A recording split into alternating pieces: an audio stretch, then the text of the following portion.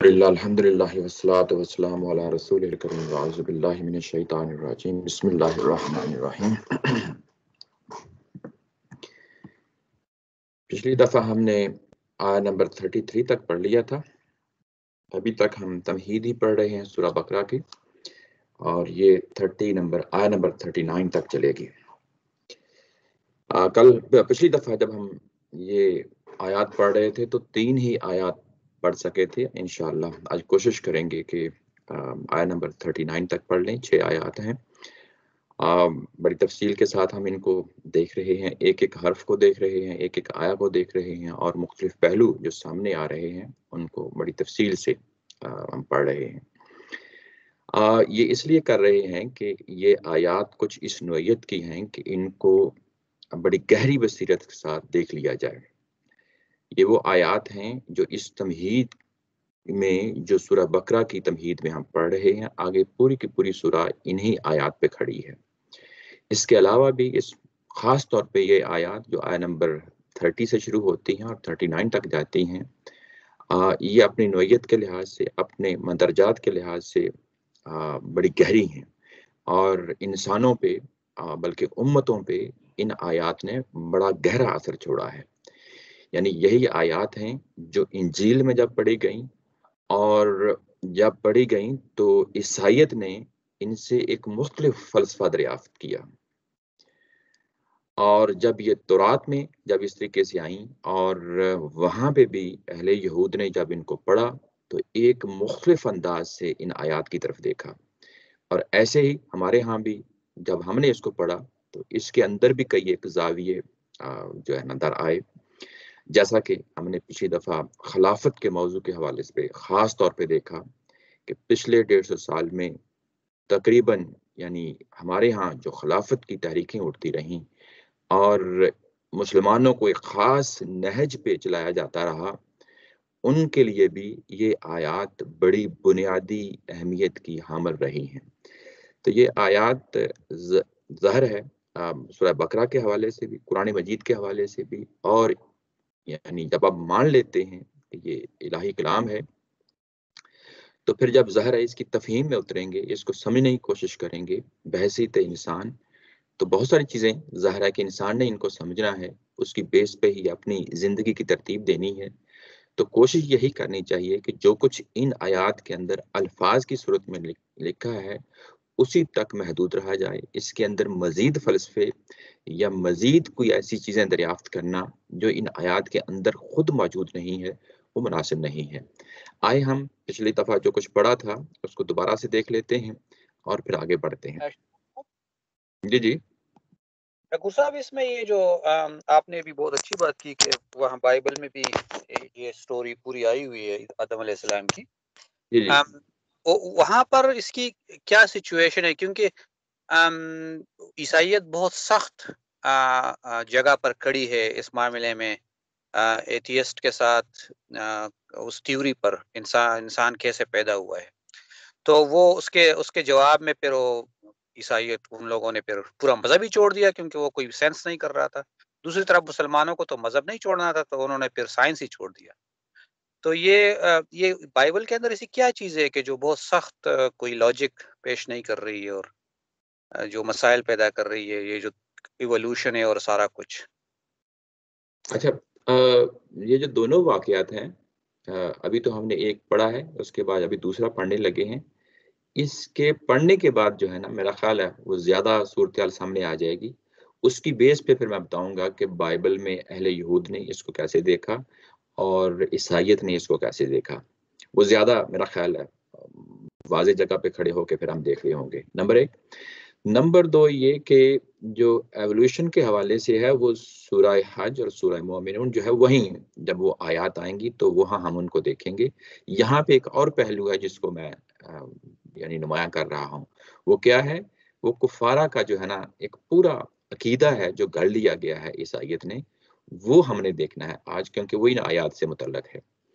اور دوسرا اہل یہود نے، وہاں یہ لکھا گیا ہے کہ جب یہ واقعہ ہو گیا حضرت آدم علیہ السلام کے ساتھ، تو اس کے بعد حضرت آدم علیہ السلام کو شعور ملا ہے، یعنی پہلے شعور نہیں تھا۔ تو وہ بھی ظاہر ہے کہ انہی آیات سے متعلق ہے. وہ ہم جب یہ دونوں واقعات پڑھ لیتے ہیں، ایک پڑھ لیا تھا ہم نے پچھلی دفعہ اور ایک آج پڑھنے جا رہے ہیں، اس کے بعد پھر میں اس پہ تبصرہ کر دوں گا. یہاں تک دوسرے پہلو جو ہے وہ ایولیوشن کا، وہ جس جگہ پہ آئے گا وہ اس سورہ بقرہ کا حصہ نہیں ہے. انشاءاللہ وہاں پہ پھر جو ہے تک بڑی تفصیل کے ساتھ دیکھیں گے. کیا خیال ہے؟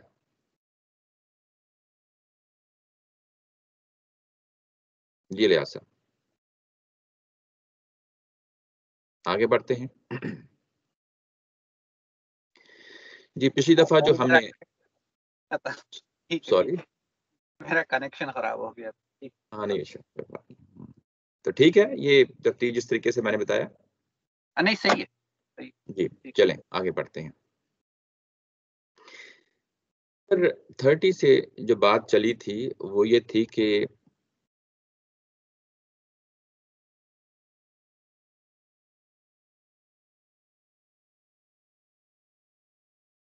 اگر آپ دیکھیں تو وہاں یہ پلان رکھا جا رہا ہے کہ میں ایک شخص کو، ایک پوری نسل کو پیدا کرنے جا رہا ہوں اور اس کو ارادہ اختیار دیا جائے گا.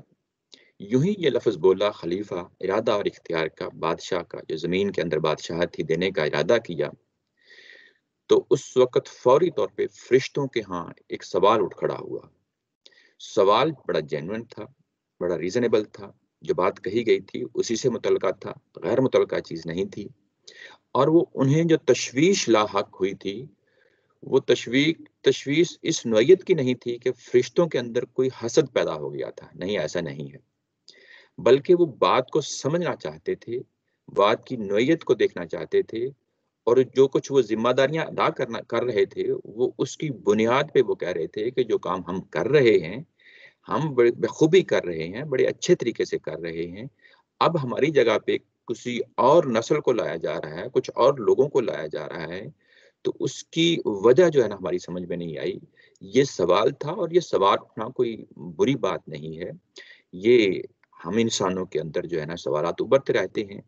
یعنی اس طرح کا سوال کرنا کوئی اللہ تعالیٰ کی ذات ہی کے سامنے کوئی عیب کی چیز نہیں ہے، کوئی معیوب چیز نہیں ہے. یعنی ہم بھی جب مذہب کے حوالے سے بات کریں تو ہمارے اندر بھی ظاہر سوالات اٹھتے ہیں، کئی ایک چیزیں ہماری ذہن میں آتی ہیں. جب ایسے میں چیزیں سامنے آئیں تو انہیں ٹیکل کرنا چاہیے. بندے کی نیت پہ نہیں اتر جانا چاہیے، بلکہ جو چیز سامنے آئی ہے اس کو اس طریقے کو دیکھتے ہوئے سوالات کے جواب دینے چاہیے. یہ پہلو ہے جو جہاں پہ بڑا نمایاں ہے. یعنی ایک بندہ جو اپنے سوال کرنے کے لحاظ سے بڑی خلوص کی جگہ پہ کھڑا ہے، اس کے اندر کوئی حسد، بغض، کوئی عداوت ایسی کوئی چیز نہیں ہے، محض ایک چیز کو سمجھنا چاہتا ہے، تو جیسے اللہ تعالیٰ کی ذات نے سمجھایا ہے، انتہائی شفقت کے ساتھ، خوش اسلوبی کے ساتھ، پوری مثال دے کے سمجھایا ہے، ویسے ہی ہمیں بھی کوشش کرنی چاہیے. یعنی فرشتوں کے بارے میں اللہ تعالیٰ کی ذات کا جو ظاہر ہے ان کی مخلوق تھے اللہ تعالیٰ کی، اور جب سوال اٹھایا ہے تو بڑی تفصیل کے ساتھ جواب دیا ہے.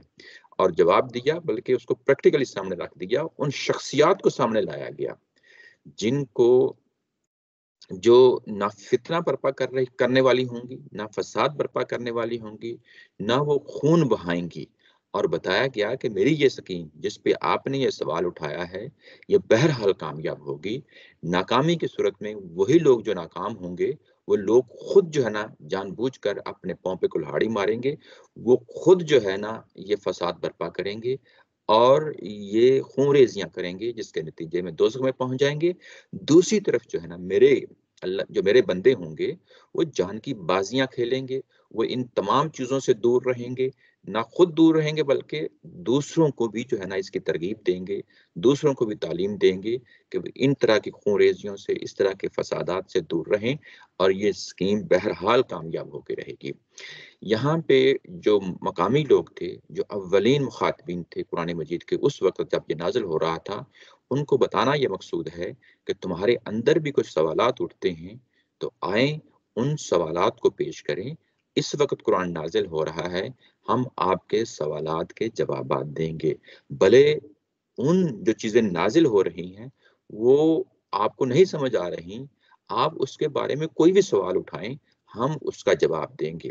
اس وقت قرآن مجید نازل ہو رہا ہے، جب یعنی نازل ہو رہا ہے اس وقت کی بات ہے۔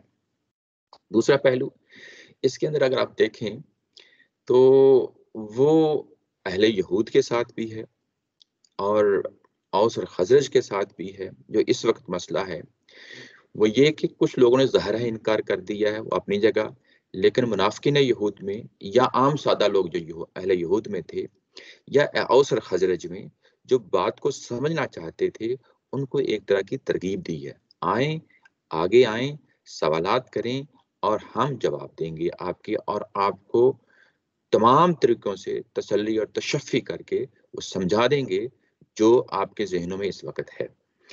اچھا، آگے بڑھیں تو جب یہ ساری صورتحال سامنے آ گئی اور اس کے بعد یہ چیز واضح ہو گئی فرشتوں پہ بھی کہ یہ ساری جو سکیم ہے وہ کیا ہے، اس کے بعد اگلا جو ہے نا واقعہ اللہ تعالیٰ کی ذات لے آتی ہے۔ یہاں پہ دو واقعات ہیں جن کو سمجھایا گیا ہے۔ اصل مخاطبین پھر ذہن میں لے آئیں کہ اوس اور خزرج کے وہ لوگ ہیں جو اس وقت شرک کر رہے ہیں، ابھی تک انہوں نے اسلام قبول نہیں کیا، ان کو مخاطب کر کے قرآن مجید یہ بات واقعات سنا رہا ہے۔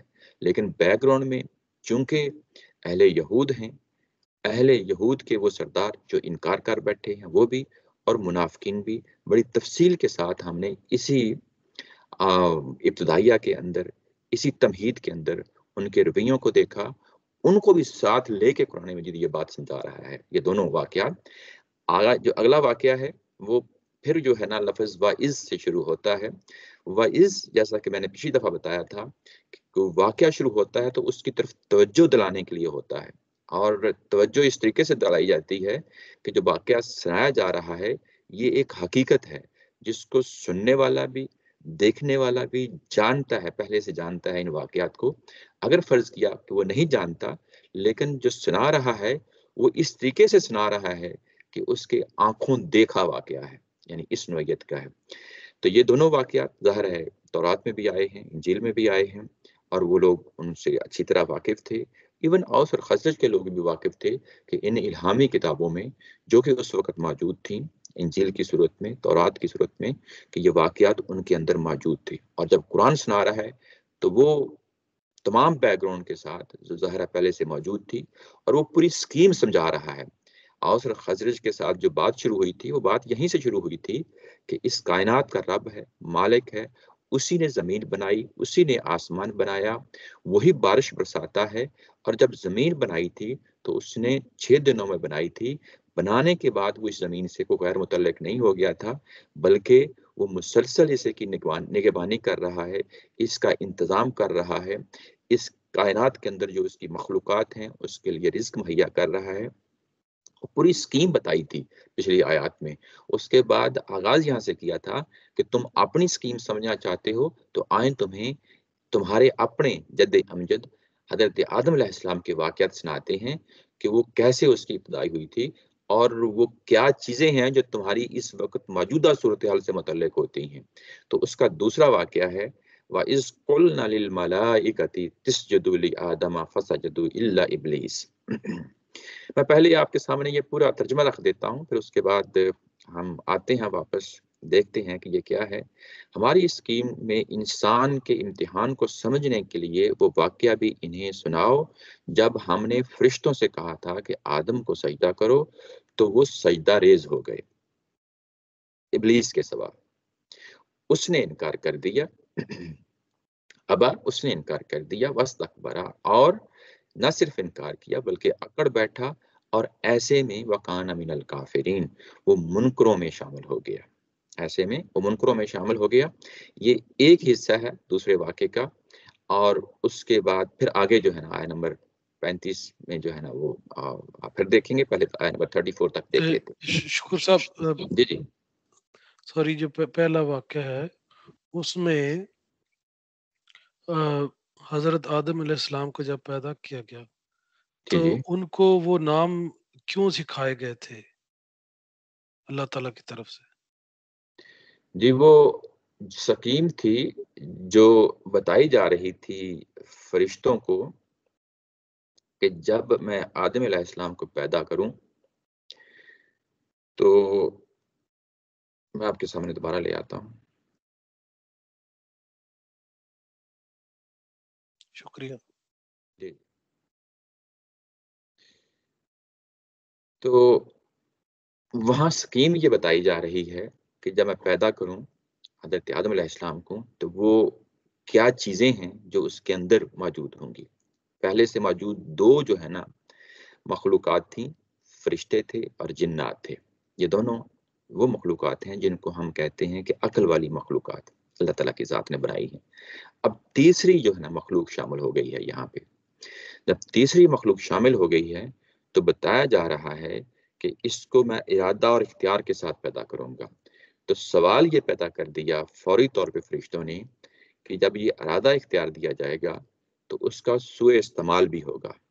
یعنی انسانوں کے ساتھ معاملہ یہ ہے کہ جب پیدا کیا گیا ہے تو اس کو ارادہ اختیار دیا گیا، اس کو صحیح اور بری چیز کی تمیز دی گئی، وہ صحیح فیصلے بھی کر سکتا ہے، یعنی نیکی اور بدی کی تمیز دی گئی. نیکی کے راستے بھی اختیار کر سکتا ہے اور بدی کے راستے بھی اختیار کر سکتا ہے. نیکی کا راستہ اختیار کرے گا تو یقیناً اس کا نتیجہ اس کو جنت ملے گا. بدی کا راستہ اختیار کرے گا تو یقیناً اس دنیا میں بھی فساد ہوگا اور آخرت میں بھی جہنم کی جگہ پہ جائے گا. یہ جو پہلو دوسرا پہلو ہے بدی کا، یہ فرشتوں نے لے لیا فوری طور پہ جب ان کو کہا کہ تمہارے سامنے خلیفہ جو ہے نا وہ بنایا جا رہا ہے، یعنی ارادہ اور اختیار کے ساتھ ایک مخلوق پیدا کی جا رہی ہے. تو جب یہ چیز سامنے آ گئی اور فرشتوں نے سوال اٹھا دیا پھر تو یہ فساد پیدا کریں گے، خون بہائیں گے. اب یہ سوال ہے جس کا جواب اللہ تعالیٰ کی ذات نے دینا ہے اس چیز کا، کہ یہ جو بات آپ نے سمجھی ہے یہ ادھوری سمجھی ہے، یہ مکمل نہیں سمجھی.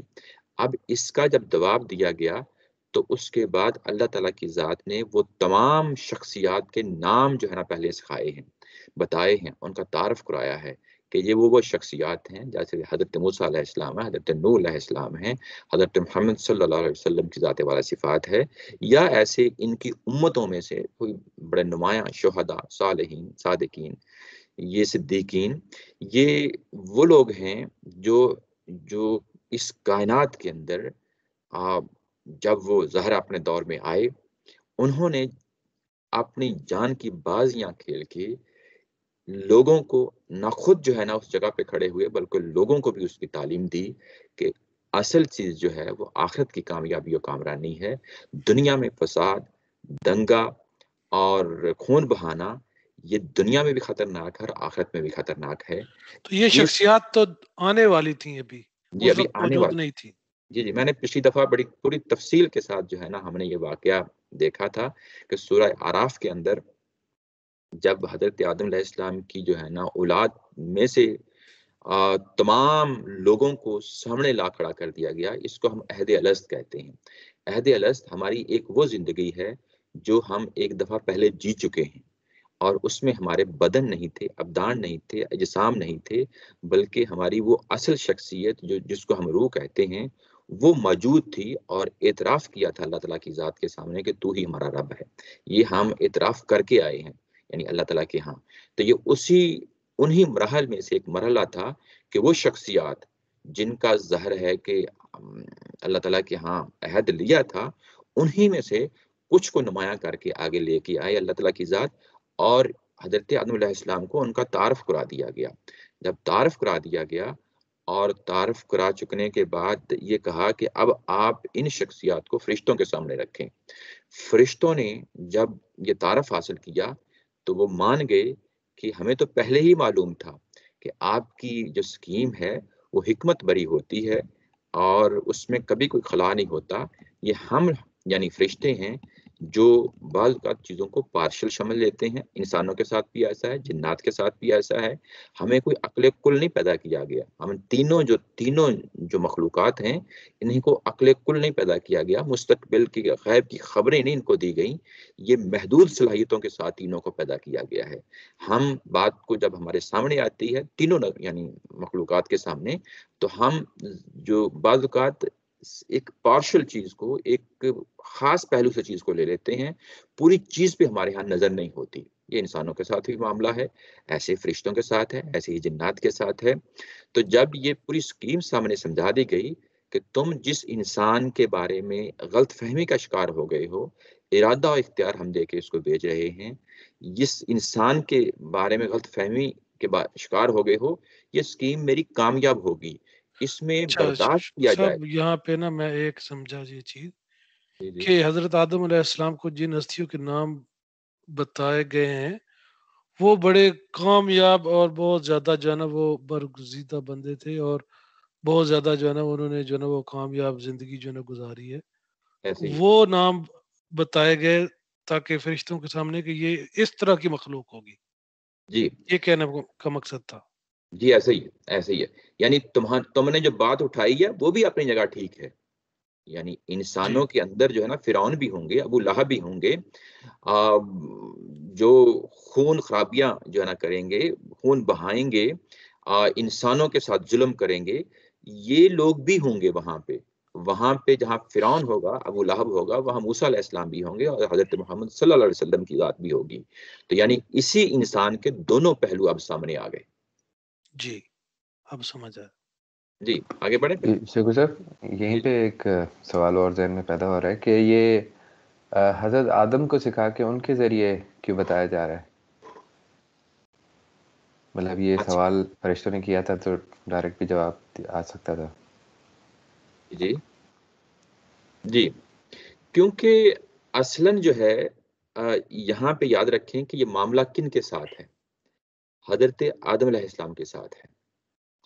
آدم علیہ السلام ہی سے جب یہ متعلق سوال ہوتا ہے تو آدم علیہ السلام یہاں پہ اکیلے نہیں ہیں، یہ بات ذہن میں رکھیں. اصل جب یہ بات کہی گئی تھی وہاں یہ نہیں کہا گیا تھا کہ میں صرف آدم کو پیدا کر رہا ہوں، وہاں لفظ بولا گیا تھا خلیفہ. اب جب یہ لفظ خلیفہ بولا گیا تو اس کا آغاز تو حضرت آدم علیہ السلام سے ہی ہونا تھا نا، اور وہ پوری یعنی مخلوق جو ہے وہ قیامت تک آنے والی وہ تمام نسلیں اس کے اندر شامل ہیں. وہ اگر تو صرف حضرت آدم علیہ السلام تک متعلق ہوتا تو وہ ایک بڑا ضمنی سا ایک جو ہے نا جزوی سا وہ سوال ہوتا. اب یہ سوال جو ہے وہ پوری یعنی ڈے ون سے لے کے لاسٹ ڈے تک جو ہے نا تمام جو انسان آنے ہیں ان پہ انگلی اٹھی ہے. جب ان پہ انگلی اٹھی ہے تو یہاں پہ اگر آپ دیکھیں تو یہ سارا واقعہ جو ہے وہ تمثیل کی صورت میں بتایا جا رہا ہے. یہ کچھ سوال و جواب کی نشست نہیں ہے. یعنی جس طریقے سے آپ پوچھ رہے ہیں نا مجھے، وہ تو ایسے ہے کہ جیسے آپ نے سوال کیا میں نے جواب دے دی. اللہ تعالیٰ کی ذات نے یہاں پہ ان کے سامنے پورا پھر وہ ایک تمثیل کی صورت میں واقعہ پیش کیا ہے. اور جب یہ تمثیل کی صورت میں واقعہ پیش کیا ہے تو پھر وہ ظاہر ہے وہاں پہ آدم علیہ السلام اور اس کی اولاد شامل ہے. تو وہ اس پوری اولاد کو سامنے لا کے دکھایا جاتا ہے کہ جن پہ تم نے انگلی اٹھائی ہے وہ اپنی جگہ بجا، وہ اپنی جگہ موجود ہوں گے، لیکن دوسری طرف جو ہے وہ اسی آدم علیہ السلام کی اولاد میں سے یہ شخصیات ہیں جو نمایاں ہو کے سامنے آئیں گی اور میری اس سکیم پہ جو میں کامیاب دیکھنا چاہتا ہوں وہ کامیابی کے راستے پہ گامزن ہوں گے. یہ تمثیل کے انداز میں بتایا ہے یہ سارا واقعہ. اور یعنی وہ جو سوال اٹھایا گیا تھا کہ وہ دنیا میں زمین پہ خون خرابہ کریں گے اور فساد پھیلائیں گے، اس کے جواب میں اللہ تعالیٰ نے بتایا کہ نہیں، یہ تو جو ہے نا یہ اس طرح کے جو ہے نا وہ لوگ ہوں گے، حضرت محمد صلی اللہ علیہ وسلم، حضرت موسیٰ اور باقی جو انبیاء. کامیاب انسان جو ہے نا وہ گزرے ہیں. جی جی جی ایسے ہی ہے. تو یہ اگر آپ دیکھیں تو یہ پوری تمثیل ہے، یہ محض جواب نہیں ہے. تو جب پوری تمثیل لا کے سامنے رکھ دی گئی تو وہ پورا پلان ہے جو اللہ تعالیٰ کی ذات کا وہ پوری حکمت ہے وہ واضح ہو جاتی ہے ایسے میں. یعنی قرآن مجید جو ہے وہ اگر آپ دیکھیں تو واقعات کو جب بیان کر رہا تھا ایسے واقعات کو بیان کر رہا تھا جیسے آنکھوں دیکھے ہوتے ہیں. تو وہ ایک پوری تفصیل ہے، تمثیل کی صورت میں. یعنی تمثیل جب یہ کہہ رہا ہوں تو ایسا نہیں ہے کہ یہ کوئی ویسے ہی جو ہے نا ان کو واقعہ بتا دیا گیا، بلکہ حقیقتاً یوں ہوا. یعنی وہ اس انداز میں پوری کی پوری صورتحال سامنے رکھ دی گئی، اور بالکل جیسے آنکھوں دیکھی چیز سامنے آ جاتی ہے تو وہ ایک بڑی مختلف امپیکٹ چھوڑتی ہے. اور اسی انداز میں جب فرشتوں کے سامنے چیز لائی گئی تو اس کا ایک خاص امپیکٹ ہوا ہے، اور وہ ہوا ہے ظاہر ہے. اس کا نتیجہ وہ سامنے آیا ہے کہ وہ بات کو مان گئے ہیں اور بات کو سمجھنے کے بعد سرنڈر کر گئے ہیں اور کہتے ہیں کہ انک انت العلیم الحکیم.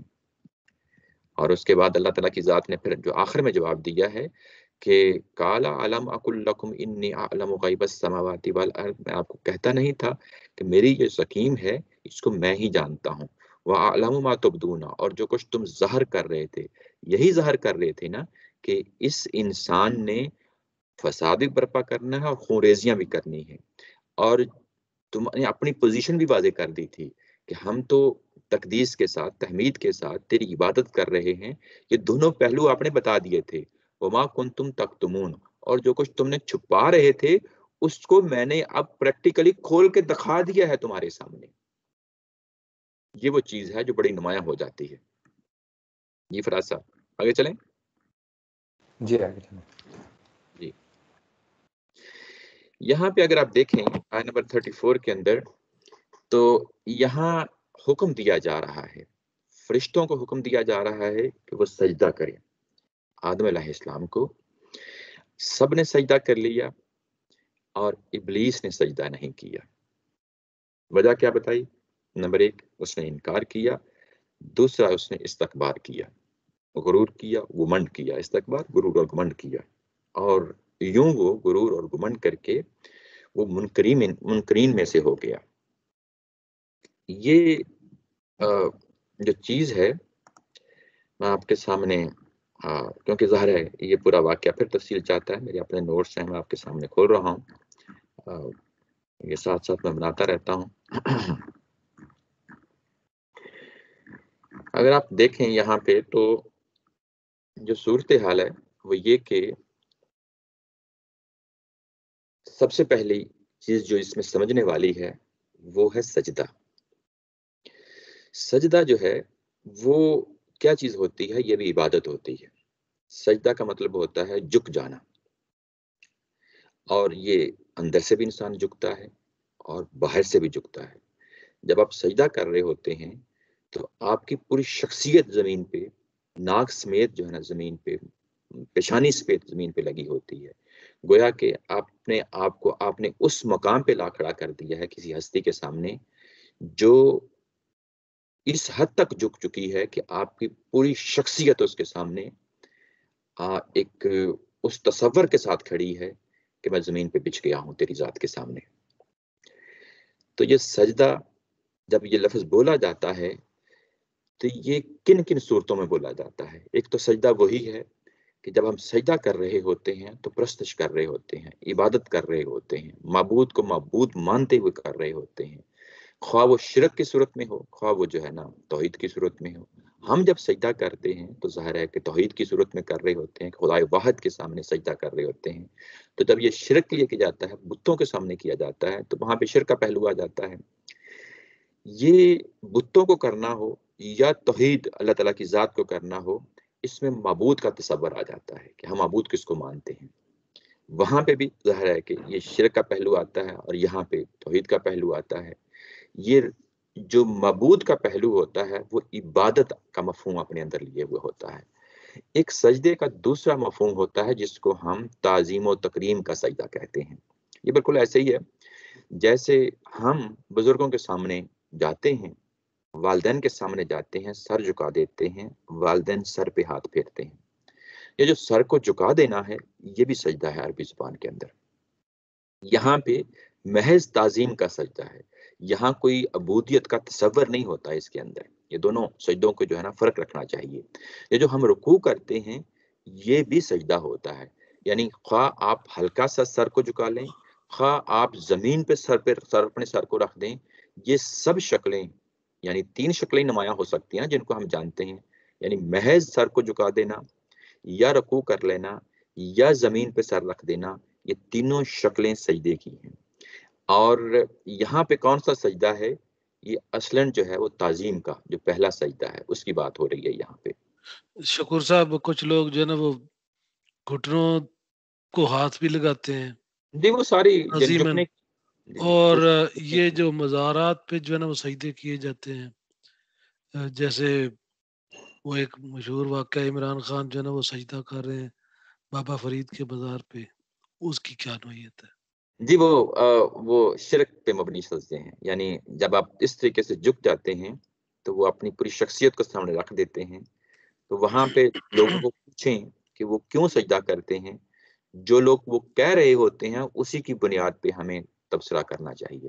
یعنی کسی شخص کے محض جھکنے پہ اپنی طرف سے جلد بازی سے کام نہیں لینا چاہیے، لیکن عمومی طور پہ جو تصور پایا جاتا ہے وہ یہی ہے کہ وہاں سے لوگ دعائیں مانگتے ہیں، وہاں سے ان کو کچھ چیزیں ملتی ہیں. یہ پہلو شرک کا پہلو ہوتا ہے. لیکن اگر کوئی پڑھا لکھا شخص کرتا ہے اس کو ضرور پوچھیں کہ بھئی تم نے جو یہ حرکت کی ہے یہ کیوں کی ہے، تو جو کچھ وہ الفاظ کہہ رہا ہے اسی کی الفاظ پہ ہمیں پھر جو ہے نا نتیجہ اخذ کرنا چاہیے. یہ بڑی اہم چیز ہوتی ہے، جسے کبھی بھی جو ہے نا وہ اس طریقے سے نہیں چیزوں کو لینا چاہیے جس طریقے کو ہم جو ہے نا بعض اوقات متشددانہ طریقے سے فوری طور پر فتویٰ دے دیتے ہیں. نہیں، لوگوں کا جو عمومی مزاج ہوتا ہے اس کے مطابق ان سے پوچھیں، ان سے رائے لیں، وہ بتائیں گے کہ ہم یہ کیوں کر رہے ہیں. تو یہاں پہ ظاہر ہے کہ ہم جو چیز سمجھ رہے ہیں اس سمجھنے کے لیے ہم دیکھ رہے ہیں کہ سجدے کی نوعیت کیا ہوتی ہے. 3 طرح کی میں نے آپ کے سامنے رکھا ہے. ایک سجدہ تو جو ہے وہ سجدہ ہوتا ہے جس میں ہم عبادت کر رہے ہوتے ہیں، معبود کو معبود مانتے ہو، خواہ وہ شرک کا پہلو ہو خواہ وہ توحید کا پہلو ہو. دوسرا سجدہ جو ہے وہ محض تعظیم کے لیے ہوتا ہے. تو یہاں پہ جو سجدہ ہے وہ تعظیم ہی کا سجدہ ہے. تعظیم کے سجدے میں یہ جو لفظ ہے یعنی سجدو، یہ قرآن مجید کے اندر مختلف جگہوں پہ بھی آیا ہے. یہ سورہ یوسف کے اندر بھی آیا ہے. وہاں پہ حضرت یوسف علیہ السلام شروع میں بتاتے ہیں اپنے والد صاحب کو کہ مجھے 11 ستاروں نے اور 1 سورج نے اور 1 چاند نے سجدہ کیا ہے. پوری سورہ پڑھ لیتے ہیں، جب آخر میں جاتے ہیں تو وہاں پہ والدین اور سب بھائی جو ہے نا وہ حضرت یوسف علیہ السلام کو سجدہ کرتے ہیں. اور وہاں جو سجدہ کرتے ہیں اس کے لیے الفاظ استعمال ہوئے ہیں وَخَرُّوا لَهُ سُجَّدًا. وہ سب کے سب جو ہے نا وہ سجدے میں انہوں نے اپنا اظہار کیا اس چیز کا. تو یہ تعظیم کا سجدہ ہے. تعظیم کا اچھا سجدہ. شکور صاحب، جی جی مطلب اب بات جو ہے نا کلیئر ہوگی کہ سجدہ جو ہے نا وہ تعظیم کے لیے بھی کیا جا سکتا ہے، وہ ضروری نہیں کہ آپ کسی کو عبادت کے لیے کر رہے ہوں.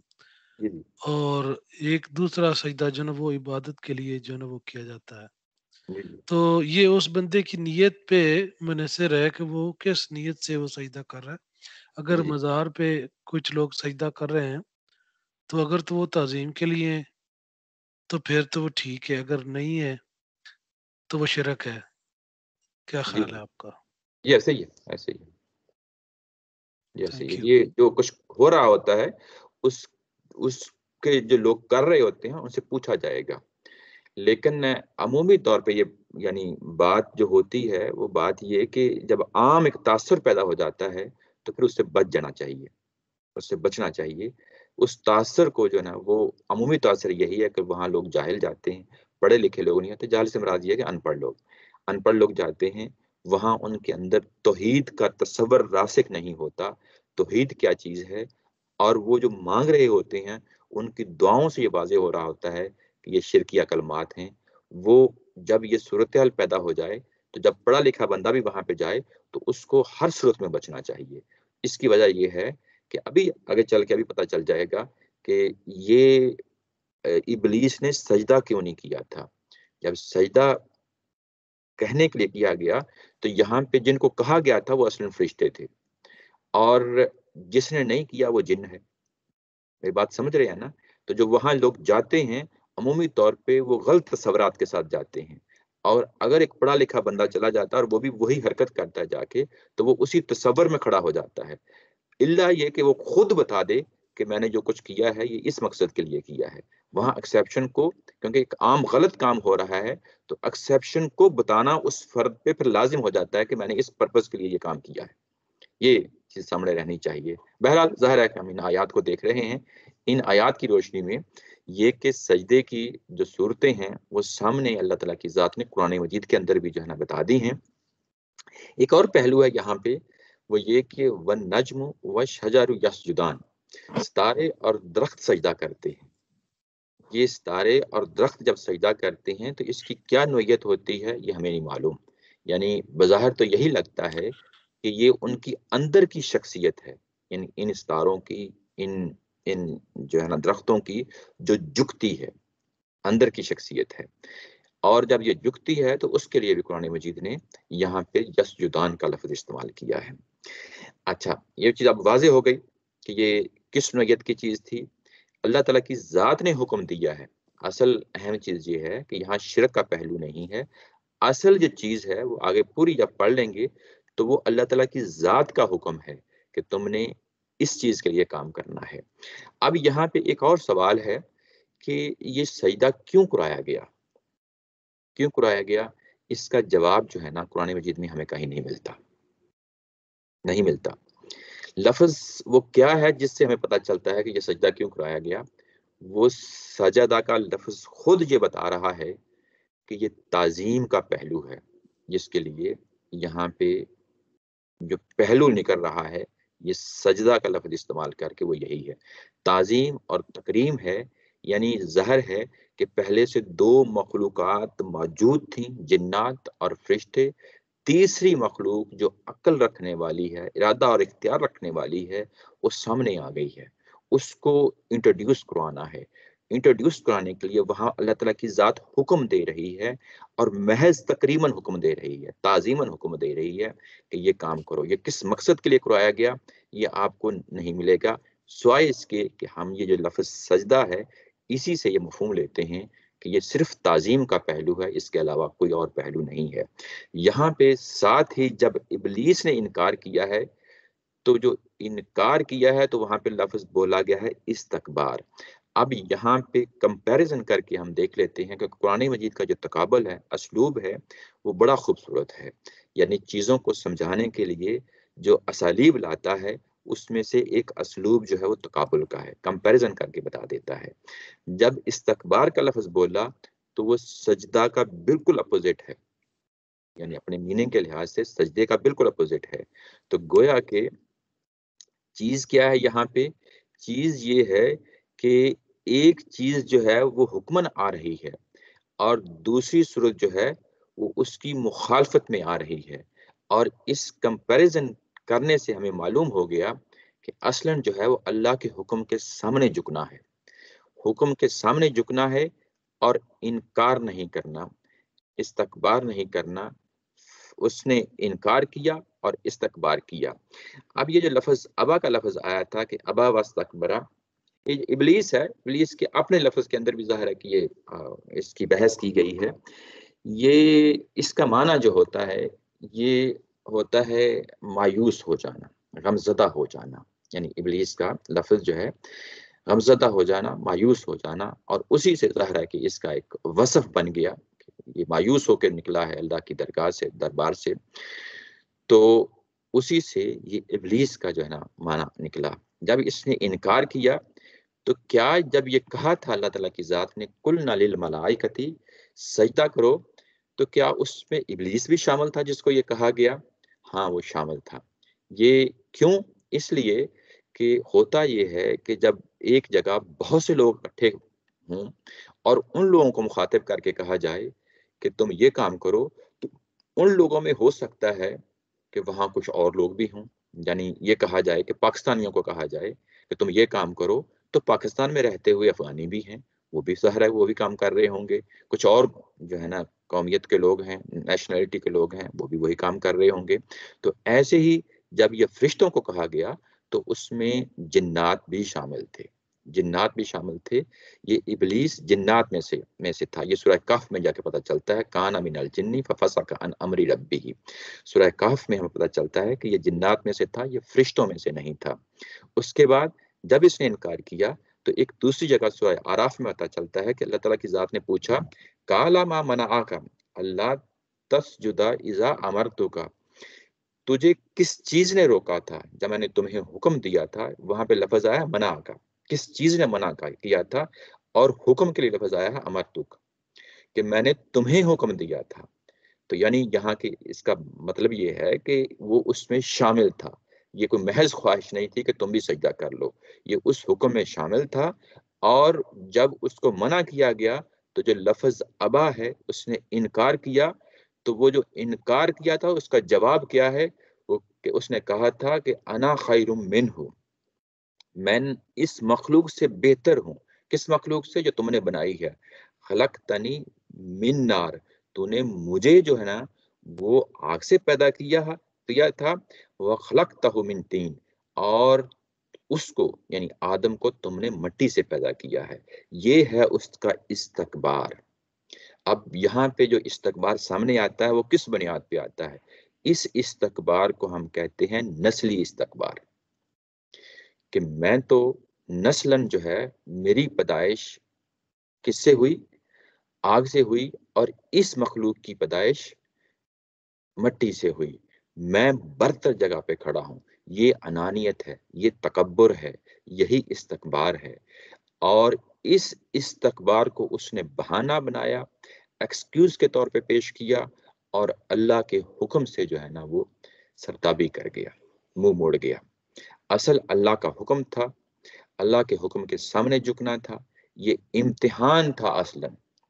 यानी दूसरे लफ्जों में बोलें तो ये इम्तिहान था।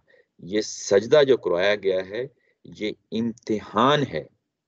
ताज़ीम और तौकीर जो है वो अपनी जगह, और वो बड़ा महदूद माना है। हम भी जो है ना जब लफ्ज़ इस्तेमाल करते हैं कि मसजूद मलाइका, हमारे अंदर भी तकब्बर आ जाता है। इस तकब्बर से बचना है, इस इस्तकबार से बचना है। अल्लाह ने जिस जगह हमें रखा है उस जगह पे रहना है। अल्लाह की ज़ात ने जब फरिश्तों से कहा, फरिश्तों ने फौरी तौर पे हुक्म बजा लाए। फरिश्ते भी जो है ना कोई सवाल उठा सकते थे। ये जो कहा जाता है कि फरिश्ते जो हैं वो तो अल्लाह ताला का हर हुक्म बजा लाते हैं, वो हमा वक्त जो है ना वो तैयार होते हैं, कोई सरताबी नहीं करते। ये कुरान मजीद मुख्तलिफ जगहों पे हमें मालूम होता है। तो फरिश्तों को क्या इम्तिहान यहाँ लाहिक हुआ था? ये इम्तिहान ही हुआ था यहाँ पे। ये बिल्कुल ऐसा ही इम्तिहान है जैसा अभी पिछले वाक़े में पढ़ा कि कहा गया कि मैं खलीफा बनाने वाला हूँ, तो उन्होंने फौरी तौर पे जो उनके ज़हन में आया एक सवाल दाग दिया था। और वो जो सवाल दागना है वो असलन क्या चीज़ है? वो भी तो इम्तिहान ही था ना।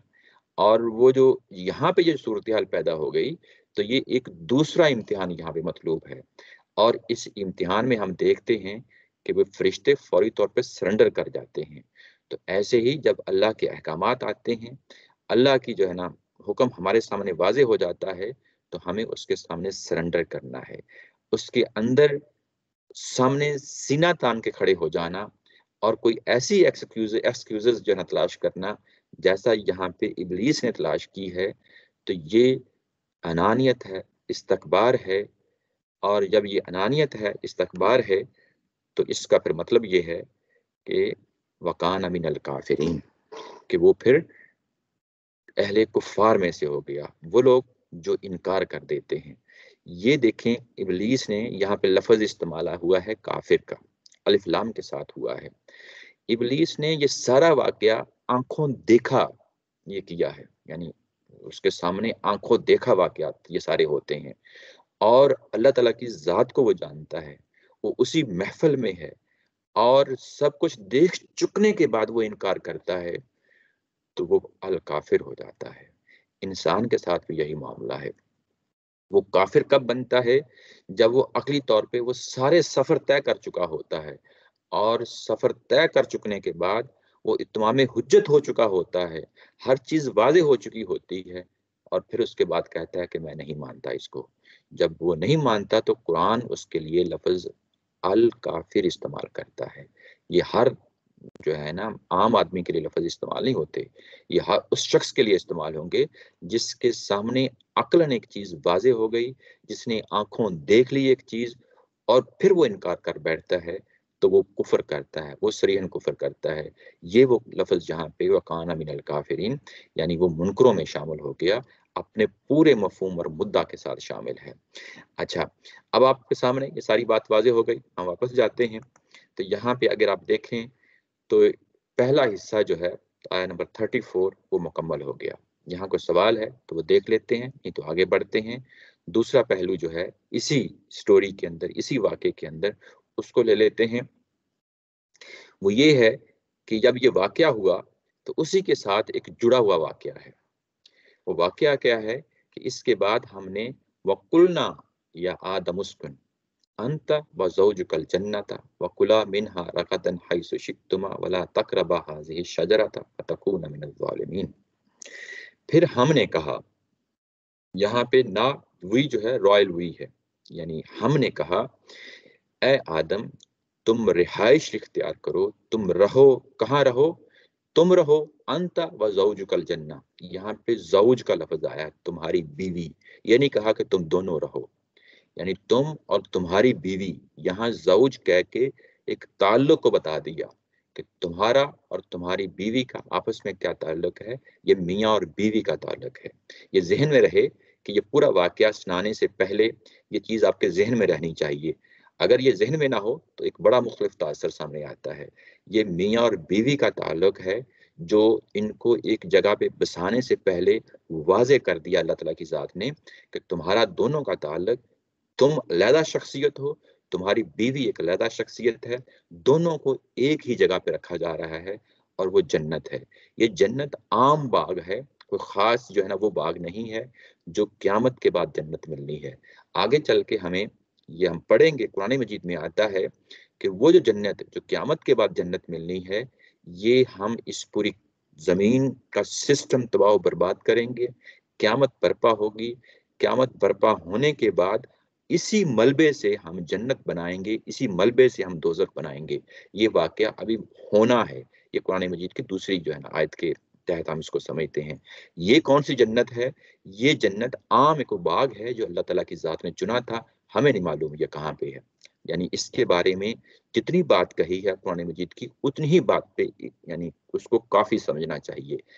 یہ کہ کسی باغ میں رکھا گیا ہے اور باغ میں رکھنے سے پہلے بتا دیا گیا کہ تمہیں یہاں پہ کچھ عرصے کے لیے ٹھہرنا ہے۔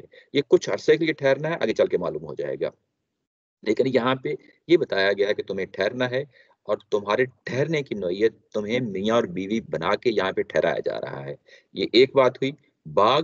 اس کے بعد کہا کہ وَكُلَا مِنْهَا رَغَدًا حَيْثُ شِئْتُمَا، تم دونوں نے یہاں پہ رہتے ہوئے جو کچھ اس باغ کے اندر موجود ہے وہ فراغت کے ساتھ کھانا پینا ہے، یعنی کوئی پابندی نہیں ہے۔ یعنی یہ لفظ جو استعمال ہوا ہے کلا، تم دونوں کھاؤ پیو، رغدن کا مطلب ہوتا ہے یعنی پوری فراغت کے ساتھ، کوئی لمٹ نہیں ہے، کوئی حدود و قیود نہیں ہے، آپ پوری عیش کے ساتھ، آرام کے ساتھ، با فراغت طریقے سے آپ جو ہے نا یہاں پہ جو چیزیں ہیں کھانے پینے کی ان کو استعمال کرو۔ شئتما کا لفظ استعمال ہوگا جو کچھ تم چاہتے ہو، یعنی تمہاری اپنی خواہش پہ مبنی ہے، تمہیں ہر طرح کی چیز یہاں پہ میسر ہوگی۔ اچھا میسر ہوگی، لیکن اس کے ساتھ اللہ تعالیٰ کی ذات نے ایک کنڈیشن لگا دی ہے، وَلَا تَقْرَبَا هَٰذِهِ الشَّجَرَةَ، تمہیں اس درخت کے پاس نہیں جانا، فَتَكُونَ مِنَ الظَّالِمِينَ، اور جب اس درخت کے پاس چلے جاؤ گے تو تم یقیناً اپنی جان کے اوپر ظلم ڈال رہے ہوگے۔ اب ہم دوبارہ جاتے ہیں کیونکہ اس جو آیا 35 کے اندر یہاں پہ اگر آپ دیکھیں کچھ چیزیں ہیں جو بیان کی گئی ہیں۔ نمبر 1 سکونت اختیار کرنا، نمبر 2 میاں بیوی کی حیثیت سے اس کے اندر رہنا، نمبر 3 جو کچھ یہاں موجود ہے اس سے کھانا پینا، یہ 3 چیزیں بتا کے جو ہے نا جنت میں بھیجا جا رہا ہے۔ چوتھی چیز جو ہے وہ منع کر کے بھیجا جا رہا ہے، وَلَا تَقْرَبَا هَٰذِهِ الشَّجَرَةَ فَتَكُونَ مِنَ الظَّالِمِينَ۔ چوتھی چیز کو جب منع کیا گیا ہے تو ساتھ ہی نتیجہ بھی رکھ دیا ہے کہ اس کے نتیجے میں تم اپنی جانوں پہ ظلم ٹھہراؤ گے، تم دونوں، یہ دونوں کے لیے لفظ آ رہا ہے۔ اچھا اس کی اب ہم تفصیل دیکھتے ہیں۔ تفصیل اس کی یہ ہے کہ جب یہ کہا گیا کہ تم اس میں سے جہاں سے چاہو فراغت کے ساتھ کھاؤ، تو ہمیں دوسری جگہ سے معلوم ہوتا ہے جو اس کی وضاحت آتی ہے کہ یہ محض اتنی بات نہیں تھی بلکہ اس کے ساتھ کچھ اور چیزیں بھی ہیں۔ اِنَّا لَكَ أَلَّا تَجُوعَ فِيهَا وَلَا تَعْرَىٰ، یہ سورہ طٰہٰ میں جا کے پتہ چلتا ہے کہ جب تم یہاں پہ رہو گے تو تمہیں بھوک بھی نہیں ستائے گی اور تمہیں ہم لباس بھی دیں گے، یعنی بھوک بھی نہیں ستائے گی، لباس بھی دیں گے، تم ننگے نہیں ہوگے یہاں پہ۔ اور اس کے بعد کہا کہ وَأَنَّكَ لَا تَسْمَعُ فِيهَا وَلَا تَضْحَىٰ، اور یہ کہ یہاں تم پیاسے بھی نہیں رہو گے اور تمہیں دھوپ بھی نہیں لگے گی۔ گویا اب یہاں پہ اگر ہم قرآن مجید کے یہ تمام مقامات جو اس چیز سے متعلق ہیں، کھانے پینے کے حوالے سے، رہائش کے حوالے سے، وہ ساری چیزیں سامنے آ گئیں۔ نمبر 1 تمہیں رہائش ملنی ہے یہاں پہ، नंबर 1 रिहाइश, नंबर 2 खाने पीने की चीजें हैं, इसमें कोई पाबंदी नहीं है। खाने पीने की चीजें में कह दिया कि तुम भूखे नहीं रहोगे। नंबर 3 जो है ना, यहाँ पे मिलने वाली जो चीज है वो तुम्हें लिबास मिलेगा, ये भी वाज़ेह रहना चाहिए। यानी जब वो जन्नत में जाते हैं तो नंगे नहीं गए, अल्लाह ताला की ज़ात ने दोनों को, मियाँ बीवी को लिबास दे के भेजा है। यानी लिबास ये कहना कि ये बाद में इंसानों की दरियाफ्त है, जब हम तारीखी तौर पे देखते हैं, ऐसा नहीं है। यानी डे 1 से जो है ना इंसानियत के पास लिबास है। अब उस लिबास की क्या नौइयत थी, वो किस कपड़े का बना हुआ था, हमें नहीं मालूम। हमें बस इतना मालूम है कि अल्लाह ताला की ज़ात ने कहा है कि जब तुम इस जगह पे जा रहे हो तो तुम्हें ना भूख सताएगी ना तुम नंगे होंगे, यानी तुम्हें लिबास दे के भेज रहे हैं। उसके बाद आगे बात कही कि तुम प्यास लगेगी और प्यास बुझाने का इंतजाम भी हम यहाँ पे करेंगे। मौसम की जो गर्मी और सर्दी की जो शिद्दतें हैं उससे भी हम आपको तहफ़्फ़ुज़ देंगे। यानी वो तमाम चीज़ें, यही तो वो चीज़ें हैं ना। यानी अगर हम ज़मीन के ऊपर अगर देखें तो यही तगोदो है हमारी कि हमें खुराक मिल जाए, अपने आप को और अपनी औलाद को मिल जाए, लिबास मिल जाए, रिहाइश मिल जाए। रिहाइश किस लिए मिल जाए? मौसम की शिद्दतें हैं, ये गर्म होना, सर्द होना, उससे पनाह मिल जाए, उससे हमारी हिफाजत हो जाए। ये बेसिक नीड्स हैं ह्यूमैनिटी की, ह्यूमन्स की। और वो सब चीज़ें जो बेसिक नीड्स थीं, अल्लाह ताला की ज़ात ने मियाँ बीवी की सूरत में दोनों को वहाँ पे मुहैया की गई थी। अब आगे बढ़ते हैं, तो आगे बढ़ के हमें पता चलता है, ये कहा गया कि वला तक़रबा हाज़िही शजरा, हाँ, अलबत्ता तुम दोनों इस दरख्त के पास ना जाना। यानी वो जो पीछे जो चीज़ें कही गई थीं, यानी एक मुस्बत अंदाज में कि तुम्हें हम रिहाइश देते हैं, तुम्हें भूख और तुम्हारे लिबास, तुम्हारे प्यास का इंतज़ाम कर दिया, मौसम की जो है ना शिद्दतों का इंतज़ाम कर दिया, ये सारी प्रोटेक्शन हमने तुम्हें दे दी। लेकिन एक कंडीशन के साथ तुम्हें हम भेज रहे हैं इस बाग में, इस शजरा के पास नहीं जाना। ये जो वला तक़रबा है, अगर आप देखें तो ये कुरान में ये तरकीब जो है, ये फ्रेज़ है, ये कुरान मजीद के अंदर मुख्तलिफ जगहों पे इस्तेमाल हुई है। वला तक़रबुज़्ज़िना, यानी ज़िना के करीब तक ना जाना। यानी जब ये कहा जाता है, कुरान मजीद ये ऐसे कहता है कि ज़िना के करीब तक ना जाना, ज़िना तो आखिरी हद है ना, उसके करीब तक, यानी उसके रास्ते में जितनी-जितनी चीज़ें आती जाएँगी, ख़्वाह वो मूवीज़ की सूरत में हों, ख़्वाह वो डाइजेस्ट पढ़ने की सूरत में हों, ख़्वाह जो है ना कोई ऐसे तसव्वुरात या शेर व शायरी की सूरत में हों या वो गानों की सूरत में हों, अगर ये तमाम चीज़ें तुम्हें उस तरफ लेके जा रही हैं जो ज़िना का रास्ता है, तो वो उन तमाम रास्तों पे पाबंदी लगा दो। यानी वला तक़रबु ज़िना का मतलब ये होता है, वला तक़रबु मालल यतीम, यतीम के माल के करीब तक नहीं जाना। इसका मतलब ये है कि अगर फ़र्ज़ किया आपको कभी यतीम के माल की ज़िम्मेदारी दी जाती है, तो उसके पाई-पाई का हिसाब रखना, पाई-पाई का हिसाब रखना, वरना जो है ना तुम मारे जाओगे। तो ये वला तक़रबु मालल यतीम का जो है ना ये माना है। ऐसे ही कहा वला तक़रबा, तुम दोनों इस दरख्त के पास ना जाना। यानी गोया कि जब भी ये दरख्त का तसव्वुर आए तो उससे पीछे हट जाना। यानी ये वो इतनी अहमियत का हामिल जो है ना यहाँ पे ये जो फ्रेज़ है वो आती है। आगे बढ़ते हैं, तो हुआ ये है कि जब ये कहा गया कि फ़तकून मिनज़ ज़ालिमीन, अगर तुम इस दरख्त के पास चले गए तो फिर इसका एक नतीजा है। वो नतीजा क्या है कि तुम ज़ालिम ठहरोगे। लफ़्ज़ शुक्र साहब, ज़ालिम ये दरख़्त तो तमसील के तौर पे नहीं इस्तेमाल हुआ? जी, ये सब कुछ हमने खोलना है। अभी हम ग्रेजुअली स्टेप बाय स्टेप उधर जा रहे हैं। जी, जी, अभी ओके। ये सारी चीज़ मैं बड़ी तफ़सील के साथ खोलूँगा। जी। अच्छा, जब ये कहा गया कि तुम ज़ालिम ठहराए जाओगे, अपनी जानों पे ज़ुल्म कर बैठोगे, तो ये कुरान मजीद में मुख्तलिफ जगहों पे इस्तेमाल हुआ है लफ़्ज़। ये इसके कई एक माना और मफ़हूम होते हैं, मौका महल से हमें पता चलता है। यहाँ पे इसका क्या मतलब है कि तुम अपनी जानों पे ज़ुल्म ठहराओगे? तर्जुमा तो कर दिया कि ज़ालिम ठहरोगे, लेकिन ये अपने अंदर क्या मफ़हूम रखता है? ये मफ़हूम जो रखता है, वो ये है कि सूरह ताहा की जो है ना, इसी तरह का वहाँ पे ये याद रखें, ये जो हज़रत आदम अलैहिस्सलाम का ये जो मौजूदा वाक़या है, ये कुरान मजीद के अंदर कमोबेश 9 जगहों पे आया है। सूरह ताहा में भी आया है और इसकी सबसे ज़्यादा तफ़सील जो है सूरह आराफ में आती है। وہاں پہ آئیں گے، وہاں پہ ہم جس نوعیت کی وہاں پہ وہ چیزیں ہوں گی وہ دیکھیں گے، لیکن بہرحال ہم یہاں پہ چیزوں کو دیکھ رہے ہیں ابھی۔ ظالمین کا جب لفظ آتا ہے تو اس کا کیا مطلب ہے؟ تو یہ سورہ طٰہٰ میں آتا ہے، وہاں پہ بھی یہی کہا گیا تھا کہ فَقُلْنَا يَا آدَمُ إِنَّ هَٰذَا عَدُوٌّ لَكَ وَلِزَوْجِكَ، یہ شیطان جو ہے تمہارا دشمن ہے۔ یہ ڈے 1 میں جنت میں داخل ہونے سے پہلے بتا دیا گیا تھا کہ یہ تمہارا دشمن ہے، تمہارا اور تمہاری بیوی کا، ایک ایک کر کے بتا دیا۔ فَلَا يُخْرِجَنَّكُمَا مِنَ الْجَنَّةِ فَتَشْقَىٰ، اور ایسا نہ ہو کہ یہ تمہیں اس جنت سے نکلوا چھوڑے، اور نکلوا ہونے کے بعد تمہیں کیا حاصل ہوگا؟ فتشقا، اس کا معنی ہوتا ہے مشقت میں پڑ جاؤ گے، مشقت میں پڑ جاؤ گے۔ تو اب اس مشقت کو ہم ظالمین کے ساتھ کھڑا کر کے دیکھتے ہیں، تو وہ کیا چیز ہے جو تم نے یہاں کھو دینی ہے؟ وہ یہ ہے کہ تمہیں اس باغ کے اندر رہائش ملی، بلا مشقت کھانے پینے کی سہولت ملی، تمہیں کوئی دوڑ دھوپ نہیں کرنی، تمہیں فری میں کھانا ملنا ہے، لباس ملنا ہے، موسم کی گرمی سردی سے حفاظت کی تمام سہولتیں تمہارے پاس موجود ہیں۔ جب تم یہ کام کر بیٹھو گے، درخت کے پاس چلے جاؤ گے، اس کے بعد یہ سب سہولتیں چھن جائیں گی، اور اس کے بعد یہ سب چیزیں تمہیں پھر میسر ہوں گی، لیکن ایک مشقت کے ذریعے سے میسر ہوں گی۔ اور یہ مشقت کیا ہے وہ ظاہر آگے چل کے دیکھیں گے کہ اس باغ سے نکلنا ہے اور دنیا میں آنا ہے۔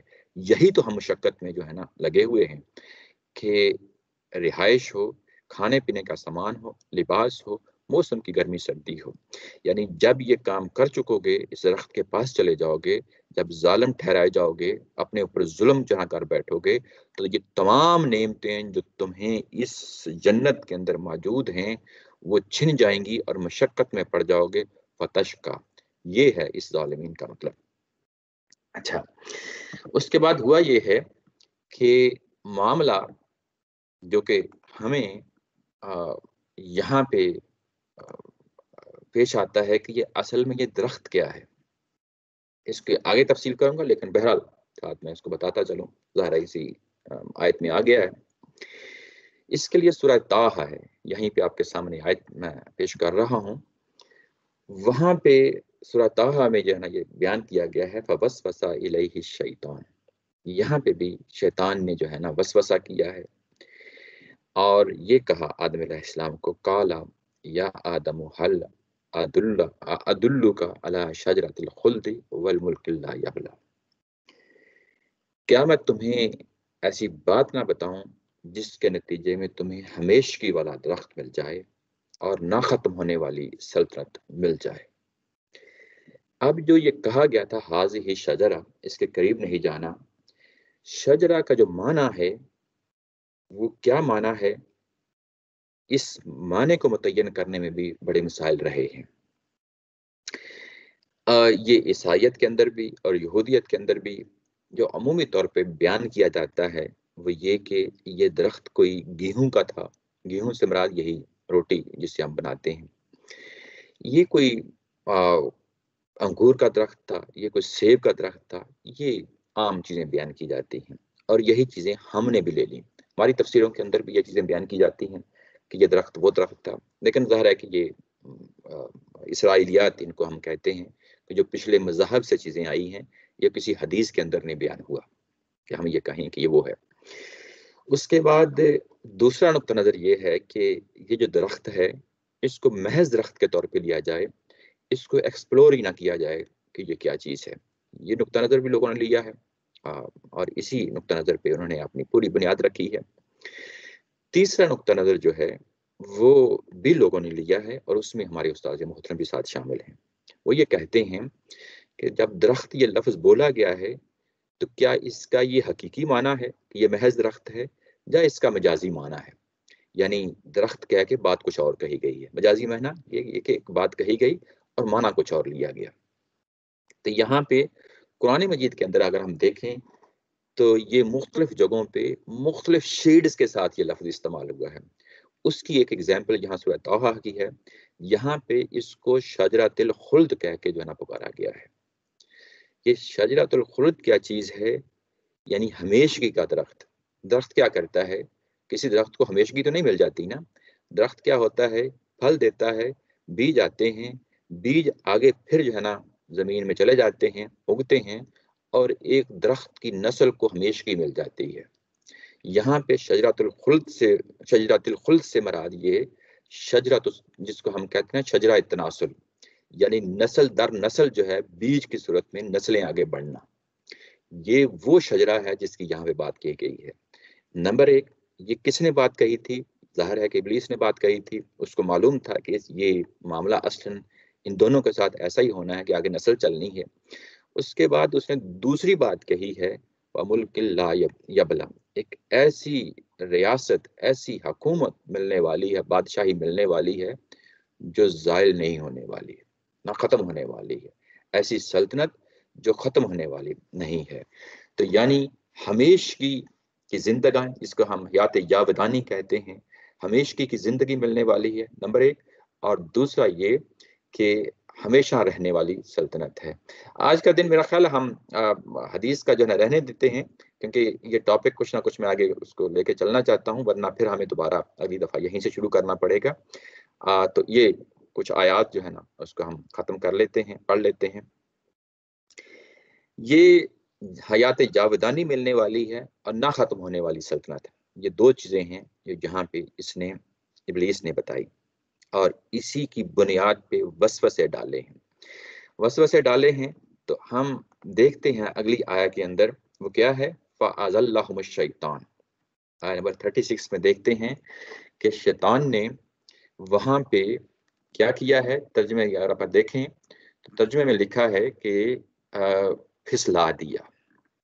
پھسلا دیا، یہ لفظ جو ہے اضلّہ، یہ ہے کیا چیز ہے؟ آپ پیدل چل رہے ہیں، آپ کے پاؤں کو ٹھوکر لگتی ہے، آپ گر جاتے ہیں. یعنی یہ گرنے کا جو عمل ہے یہ ارادتاً نہیں ہوتا، انٹینشنلی نہیں ہوتا. ہوتا یہ ہے کہ آپ پھسل گئے ہیں، سلپ ہو گئے ہیں، ٹھوکر کھائی ہے، پھس ہو گئے ہیں. یہ وہی لفظ ہے، یعنی اس کے زیادہ اور کوئی لفظ نہیں ہے. شیطان نے جو ہے وہ پھسلا دیا ہے.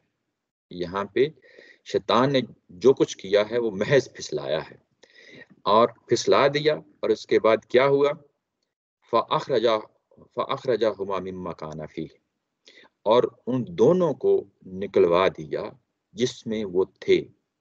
یہاں ٹھوکر لگنا، ٹھوکر کے نتیجے میں نکل جانا، اور اس کے بعد کہا ہے کہ جس میں وہ تھے، یہ حالت کا بیان ہے. یہاں پہ یہ حالت کا بیان ہے، یعنی کہنا یہ مقصود ہے کہ جن نعمتوں کے اندر وہ تھے اس نعمتوں سے وہ باہر آ گئے. نعمتوں میں جو تھے ان سے وہ باہر آ گئے. نعمتیں ہم نے بڑی تفصیل کے ساتھ دیکھا ہے وہ نعمتیں کیا تھیں. یعنی جنت بھی چھن گئی، وہ نعمتیں بھی چھن گئیں، وہ اس سے باہر آ گئے. اچھا، اب ہم دیکھتے ہیں کہ یہ جو ٹھوکر کھانا ہے، یہ جو پاؤں کا پھسلنا ہے غیر ارادی طور پہ، اس کی کیا نوعیت ہے؟ اس کی نوعیت بھی ہم ظاہر ہے کہ قرآن مجید کے اندر مختلف جگہوں پہ دیکھیں گے. یہ جو شیطان نے وہاں سے پھسلا دیا، یہ کہیں اضلّہ کا لفظ استعمال ہوتا ہے، کہیں وسوسہ کا لفظ استعمال ہوتا ہے. یہ ایسے ہی دو تین الفاظ استعمال ہوتے ہیں. یہ ایک ہی چیز کے دونوں پہلو ہیں. یعنی وسوسہ کیا ہے کہ کسی کے دل میں بات ڈال دینا، اور تاکہ جب وہ بات ڈال دی گئی اس کے بعد وہ اسی انداز میں سوچنا شروع کر دے، یہ وسوسہ ہوتا ہے. اضلّہ کا مطلب یہ آپ کو سامنے آیا کہ غیر ارادی طور پہ کسی یعنی ٹھوکر لگ جانا اور اس کے بعد گر جانا. اب آپ دیکھیں کہ یہ وسوسہ اور یہ پھسلانے کا اصل مقصد کیا تھا شیطان کا. وہ مقصد جو ہے وہ ہمیں سورہ اعراف میں پتہ چلتا ہے. وہ کیا ہے؟ فَوَسْوَسَ لَهُمُ الشَّيْطَانُ. ابھی یہ جو ٹھوکر کھائی ہے یہ تو بعد میں کھائی ہے نا. پہلے بتایا گیا ہے قرآن مجید کے اندر کہ یہ کام کیا کرنا چاہتا تھا ابلیس. ابھی وہ کام جو کروانا چاہتا تھا وہ کام نہیں ہوا تھا. وہ کام نہیں ہوا تھا. وہ کام ہونے سے پہلے جو ہے وہ اس کا ٹارگٹ کیا تھا وہ سورہ اعراف میں بتا دیا ہے. وہی آیت ہم پڑھ رہے ہیں ابھی. فوسوس لهم الشیطان، شیطان نے جو ہے نا وسوسہ جو ہے نا ڈالا. وہ کیا تھا؟ لیبدی لهما ما وري عنهما من سوآتهما. وہ یہ تھا کہ وہ کھول دے جو چیز ان سے چھپا دی گئی ہے. ماوریا کا مطلب ہوتا ہے چھپا دی گئی ہے. وہ کون سی چیز چھپا دی گئی ہے؟ سوآتهما، सौआतिहिमा का मतलब होता है उन दोनों की शर्मगाहें। सौआती का मतलब ही होता है शर्मगाह। दोनों की शर्मगाहों की सूरत में जो दोनों से छुपा दी गई थी, अभी उन्हें मालूम नहीं था कि इन जगहों का क्या फंक्शन है, और वो जो छुपा दी गई थी, ये छुपाने को खोलना था। असल ये वसवसा यही था। फवसवसा लहुम शैतान लियुब्दिया, कि वो खुलवा दे, यानी वो चीज उनके सामने ले आए। यानी ये कि आदम अलैहिस्सलाम को और माई हवा को मालूम था कि ये जगह हैं, ये बोलो बराज के लिए इस्तेमाल होते हैं, इसके अलावा भी कोई और फंक्शन है। तो वो शैतान उसको जो है ना टारगेट रख के सामने जो है ना बता रहा है, ताकि वो उसको खोल दे। वका अच्छा, जब ये मामला जो है उसका टारगेट था, तो ये जब उसने खोला है, तो उसके बाद आगे ये काम हो जाता है। जब ये काम हो जाता है, तो उसके बाद अल्लाह ताला की ज़ात पूछती है, वकाला मा नहाकुमा रब्बुकुमा अन हाज़िही शजरा, तुम्हें जो चीज मना की गई थी, सॉरी ये अल्लाह ताला की ज़ात का नहीं है, ये मैं रुक गया था यहाँ पे, ये इसी का, इब्लीस ही का बयान है। ये इब्लीस ही का बयान है, क्योंकि अभी उस टारगेट की तरफ बढ़ रहा है कि तुम्हारे सामने जो चीज है वो उसको खोल दिया जाए, उसको खोल दिया जाए। और उसके बाद कहा है कि जो कुछ तुम्हें मना कर दिया गया है, मानहाकुमा रब्बुकुमा, जो कुछ तुम्हारे रब ने मना किया है, वो इस हाज ही शजरा, इस दरख्त के जो मना किया है, वो क्यों मना किया है, वो पहले हमें मालूम हो गया है कि सजरा क्या है। लियुब्दिया लहुमा मा बुरिया अनहुमा मिन सौआतिहिमा इल्ला अन तकूना मलाकैनी औ तकूना मिनल खालिदीन, कि तुम कहीं फरिश्ते ना हो जाओ या तुम्हें हमेशगी की जिंदगी ना मिल जाए। यानी ये कि अल्लाह ताला की ज़ात तुमको मना कर दिया है। मना करने से ये दो चीजें हैं जो तुम्हें नहीं मिलनी। ये दो चीजें क्या हैं? ऊपर हमने यही देखा था ना कि हमेशगी की जिंदगी और हमेशा रहने वाली हुकूमत। यहाँ पे भी दोनों चीजें ही बयान कर रहा है। यानी एक और पैराए में, एक और उसलूब में बयान कर रहा है। जब मलाकैन था, तो ये मलाकैन कह के क्या बताना मकसूद था कि वहां फरिश्तों के हाथों औलाद का तसव्वुर नहीं है, वहां मियाँ बीवी का तसव्वुर नहीं है, वो तो हमेशा रह रहे हैं। तुम्हारी हमेशगी इसी अमल से आनी है, इसी रास्ते से आनी है। और यहाँ पे उसको फिर खोला है, उसको वजाहत करके खोला है कि तुम्हें इसी से हमेशगी की जिंदगी मिलनी है। तुम्हें अगर मना किया गया है, तो वो इसी पहलू से मना किया गया है। यानी अभी वो काम नहीं हुआ, करने से पहले जो उसका टारगेट है इब्लीस का, वो भी हमें सूरह आराफ में पता चल जाता है। और वो टारगेट की बुनियाद पे कन्विंस कर रहा है इस पूरे जोड़े को। और उसके बाद अगली आया में 21 में वो कह रहा है, कस्में खाते हुए कहता है कि मैं तुम्हारे लिए नासे बन के आया हूँ, तुम्हारे लिए मैं खैर खा बन के आया हूँ। वकासा महुमा इन्ना लकुमा लमिन नासिहीन फदल्लहुमा बिगुरूरिन फलम्मा ज़ाक़ा शजरता बदत लहुमा सौआतुहुमा, और उसके बाद उसने फरेब दे के दोनों को माइल कर लिया रफ्ता रफ्ता। ये दल्लाहुमा यानी रफ्ता रफ्ता माइल कर लिया। बिगरूर का मतलब है फरेब दे के, धोखा दे के उसने माइल कर लिया। और उसके बाद वो अमल हो गया जो होना था। फलम्मा ज़ाक़ा शजरा था, और उन्होंने उस दरख्त का फल चख लिया। फल चख लिया, यूं ही फल चखा है, तो उसके बाद एक और चीज सामने आती है, बदत लहुमा सौआतुहुमा, और उसके बाद उनकी शर्मगाहें खुल गईं। शर्मगाहें खुल गईं मतलब यह है कि उन्हें मालूम हो गया कि ये क्या चीज है। वह तफी का यकसिफानी अलैहिमा, और उसके बाद वो अपने पत्तों के साथ अपने जिस्मों को ढांकने लग गए। दोनों मियाँ बीवी पत्तों के साथ ढांकने लग गए। मिन वरकिल जन्ना, जन्नत के पत्तों के साथ।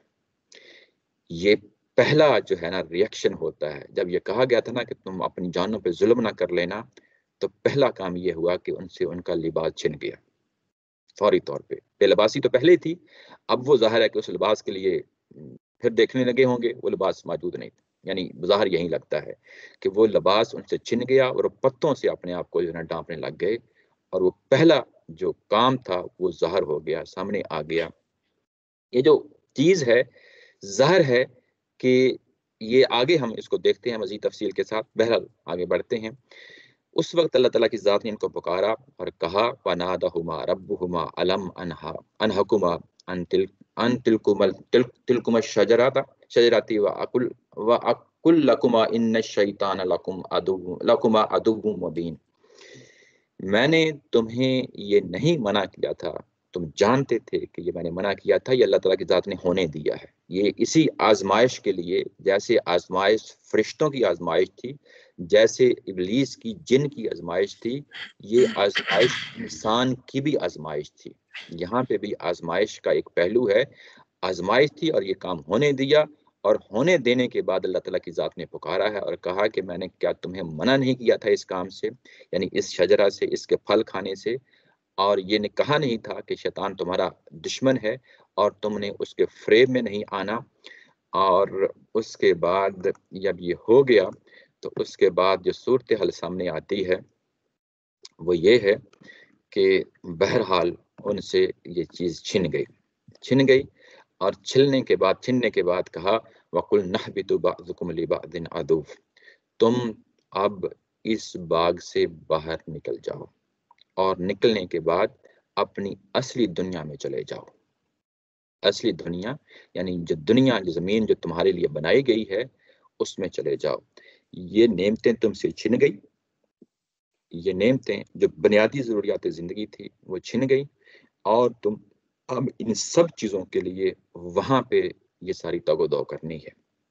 تو شکور صاحب وہ درخت جو ہے نا وہ تو جسٹ وہ کوئی ایسا انگور شنگور کا درخت نہیں تھا کہ نہ تو کوئی، تو یہ تفصیلاً استعمال ہوا ہے کہ یہ کام نہیں کرنا۔ یہ ایسے ہی ہے، ایسے ہی ہے۔ اس کی آگے بڑی تفصیل ہے، وہ بھی ہم دیکھتے ہیں آہستہ آہستہ آگے بڑھتے ہیں۔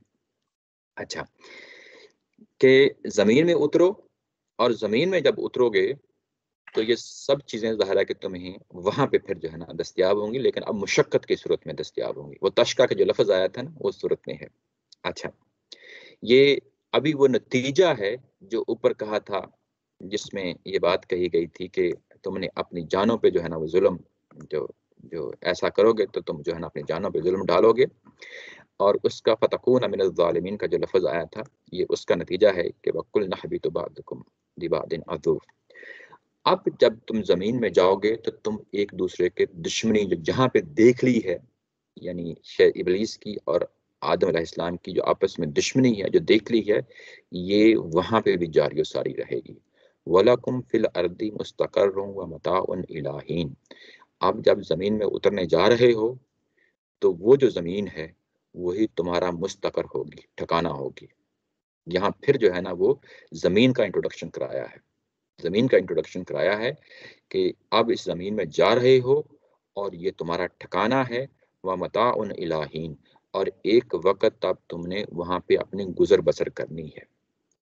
یہ جو لفظ ہے مال و متاع، یہ وہی لفظ ہے متاعن، یعنی وہ چیزیں جو ضروریات زندگی ہوتی ہیں جن سے انسان زندگی گزارتا ہے۔ زمین تمہارے لیے ٹھکانہ ہوگی، ٹھکانہ مطلب یہ ہے کہ تم وہاں پہ اب رہائش بناؤ گے، وہیں پہ جو ہے نا تم معاشی تگ و دو کرو گے، وہیں پہ چیزوں کو تم استعمال کرو گے، لیکن یہ ہمیشہ کے لیے نہیں ہوں گی، ایک وقت تک ہوں گی۔ الہین کہا ہے ایک وقت تک ہوں گی، مطلب یہ ہے کہ میں نے جس طرح تمہارا باغ یہ لپیٹ دیا ہے، ایسے ہی جو اگلا باغ ہے زمین کی صورت میں وہ بھی میں نے لپیٹنا ہے، اس کی بھی ایک مدت ہے، وہ بھی سامنے واضح رہنی چاہیے۔ اب جب یہ صورتحال پیدا ہو گئی تو اس کے بعد ہمیں پتہ چلتا ہے اگلی آیت نمبر 37 میں فَتَلَقَّى آدَمُ مِن رَبِّهِ كَلِمَاتٍ فَتَابَ عَلَيْهِ إِنَّهُ هُوَ التَّوَّابُ الرَّحِيمُ۔ آدم علیہ السلام نے کچھ الفاظ ہیں جو اللہ تعالیٰ کی ذات سے سیکھ لیے، یعنی یہ جو مرحلہ پیش آیا ہے یہاں پہ ان کو شرمندگی ہوتی ہے، ندامت ہوتی ہے، اپنے کیے پہ جو کچھ وہ کر چکے ہیں اس پہ وہ نادم ہیں۔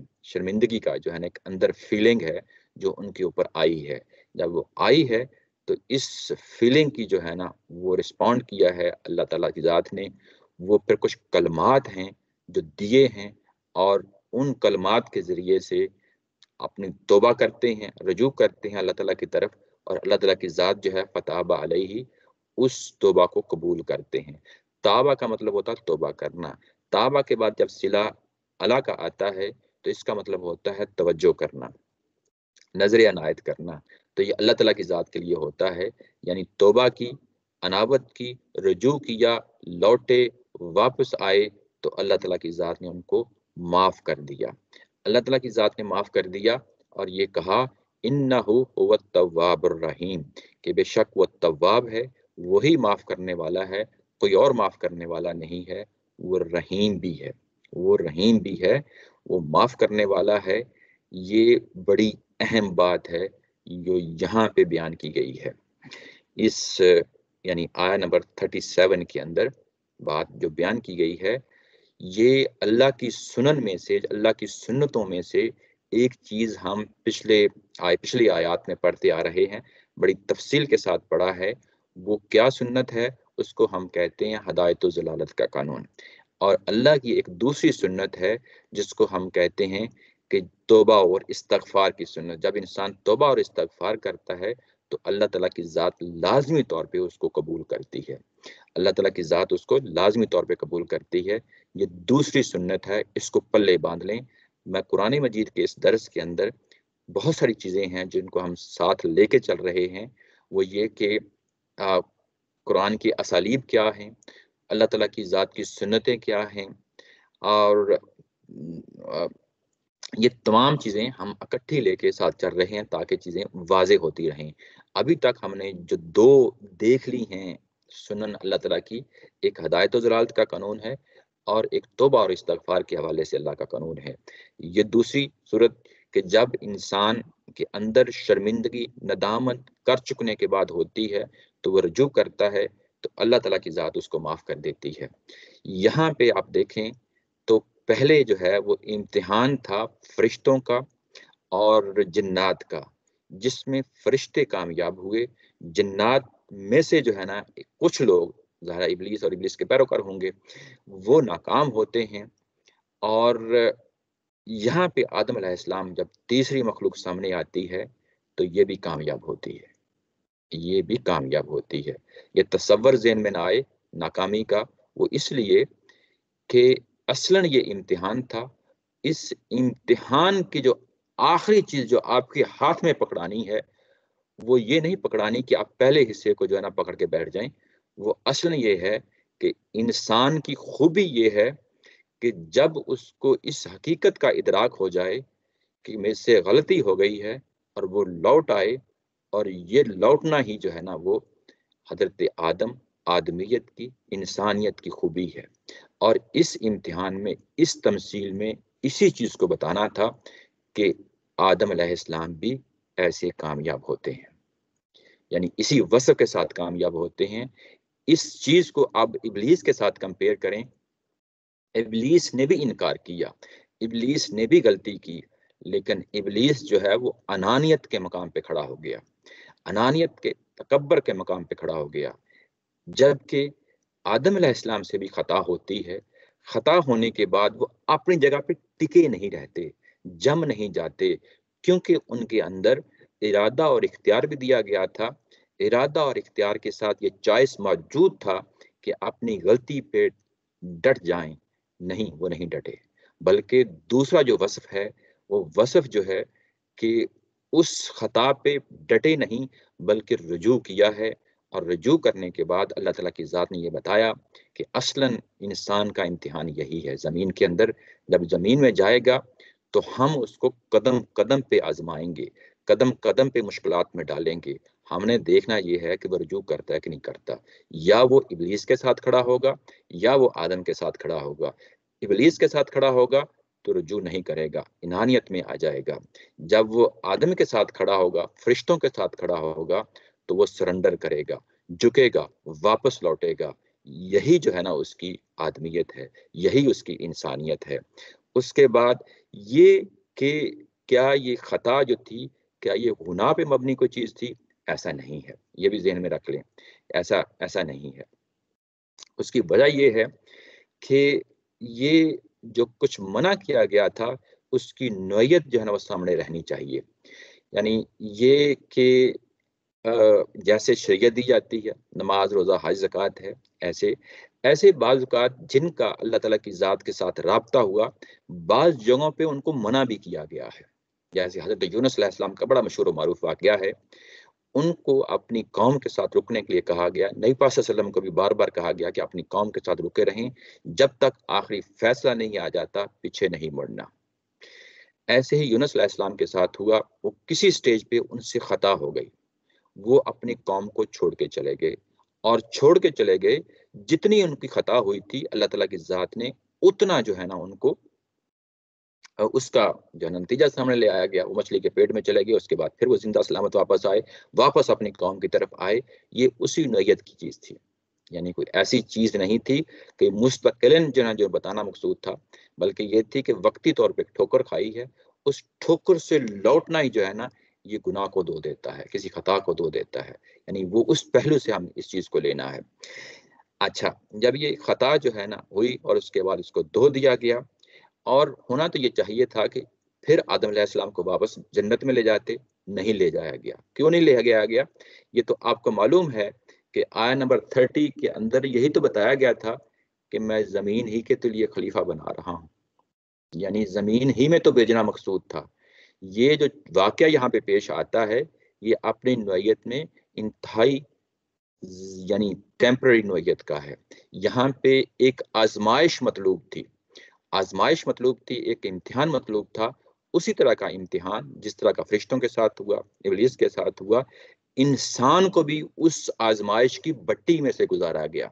اور اس آزمائش کی بٹی میں سے جو اس کا خمیر تھا اس انسان کا، اس نے اپنے آپ کو ثابت کر دیا کہ میں اللہ کے ساتھ کھڑا ہوں گا، فرشتوں کے ساتھ کھڑا ہوں گا. اور لوٹنا ہی اس کی سب سے بڑی خوبی ہے. اس کے بعد ہوا کیا ہے؟ جب یہ کہا کہ اگلی آیت میں آیت نمبر 38 میں قُلْ نَهْبِطُ مِنْهَا جَمِيعًا، اب تم سب جو ہے نا زمین پہ چلے جاؤ، اب زمین میں چلے جاؤ. اور یہاں پہ اگر آپ دیکھیں تو یہ 2 دفعہ لفظ استعمال ہوا ہے. پہلے آیت نمبر 36 میں بھی ہوا تھا وَقُلْ نَهْبِطُ بَعْضُكُمْ لِبَعْضٍ عَدُوٌّ، اور یہاں پہ بھی دوسری دفعہ لفظ آیا قُلْ نَهْبِطُ مِنْهَا جَمِيعًا، تم سب کے سب نیچے اترو. وہاں پہ جب کہا تھا تو بیسیکلی وہ جو تشکا کا تھا اس کو واضح کرنا ہے کہ تمہارے ہاتھ سے وہ نعمتیں جاتی رہیں، اب تم اصل میدان کی طرف جاؤ. یہ پہلا حصہ تم تھا. سب سے مراد شکر صاحب یہ شیطان کو بھی بھیج دیا گیا. یہ ایسے ہی ہے، ایسے ہی ہے، یعنی شیطان بھی اب جو ہے نا زمین کے اوپر ہے، اس کی ذریت جو ہے نا زمین کے اوپر ہے. اچھا، اس کے بعد یہ کہا کہ تم سب کے سب جاؤ. اس کے بعد آگے ہے اگلی چیز ہے بڑی اہم ہے، فَإِمَّا يَأْتِيَنَّكُم مِّنِّي هُدًى فَمَن تَبِعَ هُدَيَّ. اس کے بعد آگے یہ کہا گیا ہے کہ میں تمہیں بھیج رہا ہوں. تم سے تو رابطہ تھا نا میرا یہاں پہ آدم علیہ السلام سے اور ان کی دونوں جو میاں بیوی تھے، ان سے کہا کہ آپ دونوں سے میرا رابطہ تھا اس جنت میں اور جنت سے پہلے، لیکن اب میرا رابطہ جو ہے نا ٹوٹنے والا ہے.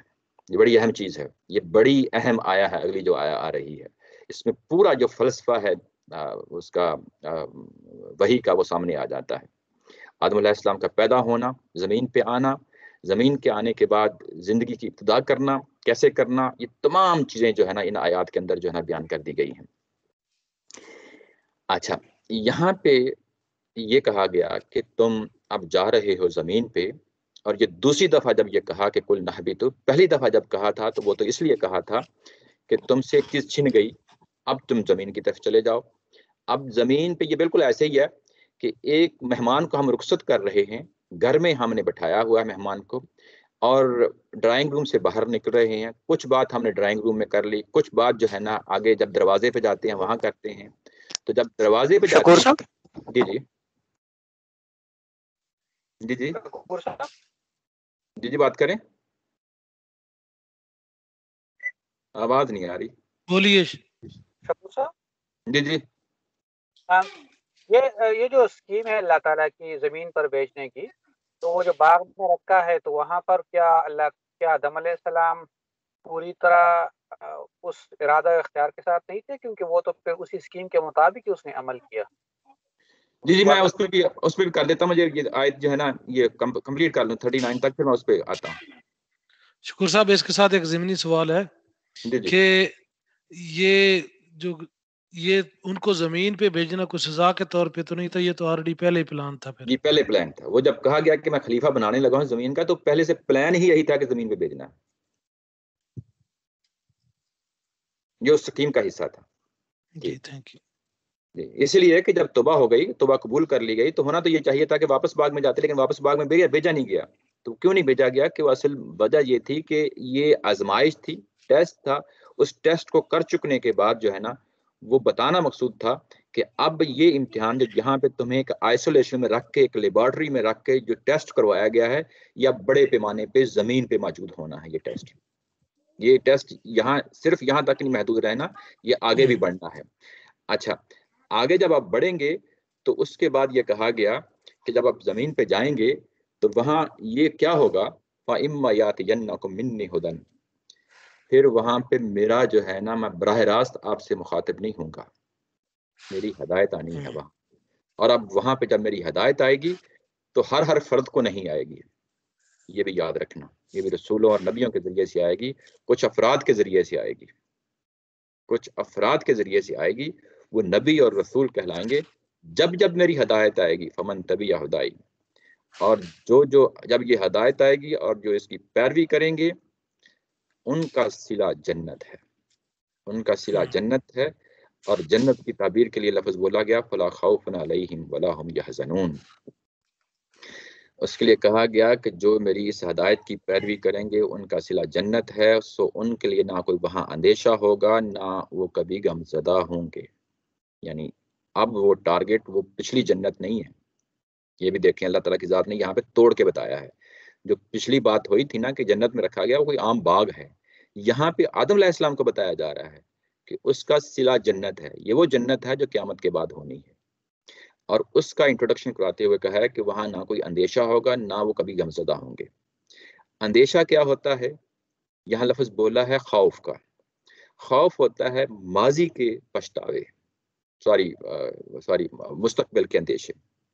یحزنون ہوتا ہے ماضی کی جو ہے نا حزن و ملال، حسرتیں اور پچھتاوے، یہ ساری چیزیں حزن و ملال اس کے اندر آتا ہے۔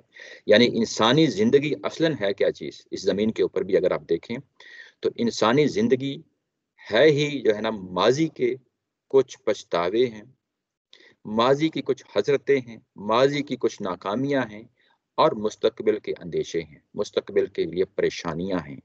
یہ پوری زندگی کا نچوڑ ہے ہماری زندگی کا۔ زمین پہ جائیں گے، زمین پہ آپ نے روٹی، مکان، موسموں کی شدت، یہ سب کچھ فیس کرنا ہے، آپ نے یہ سب کچھ فیس کرنا ہے۔ اور فیس کرنے کے ساتھ ساتھ ایک اور امتحان ہے، آپ لوگوں نے وہاں جا کے ایک اور امتحان میں پڑ جانا ہے۔ ماضی کے پچھتاوے ہوں گے، ماضی کی حسرتیں ہوں گے، ماضی کی ناکامیاں ہوں گی، مستقبل کے جو ہے نا اندیشے ہوں گے، مستقبل کے اندیشے ہوں گے، یعنی ہر طرف سے گرے ہوئے ہوگے، ہر طرف سے۔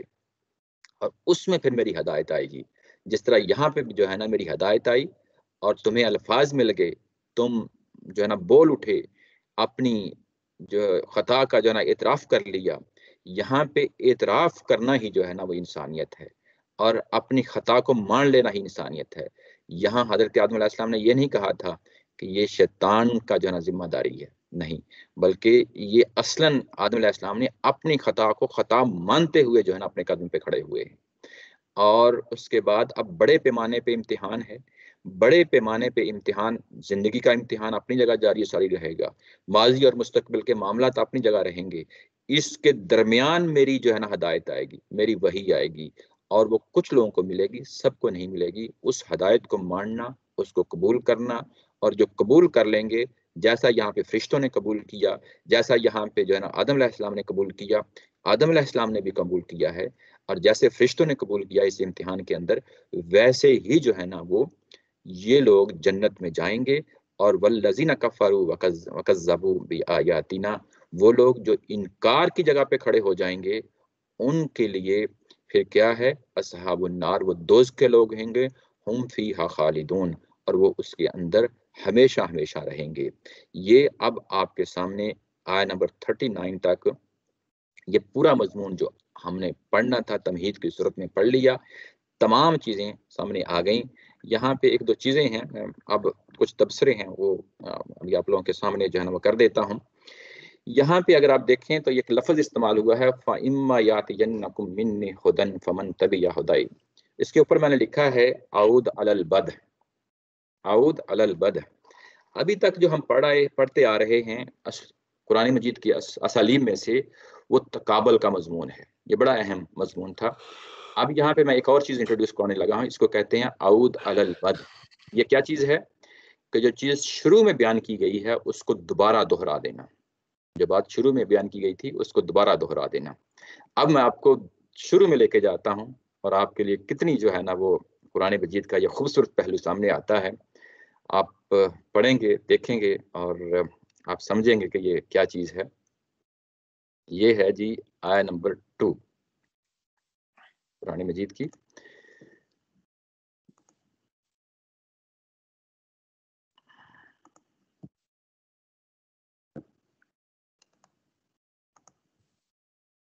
شروع میں جانا پڑے گا مجھے۔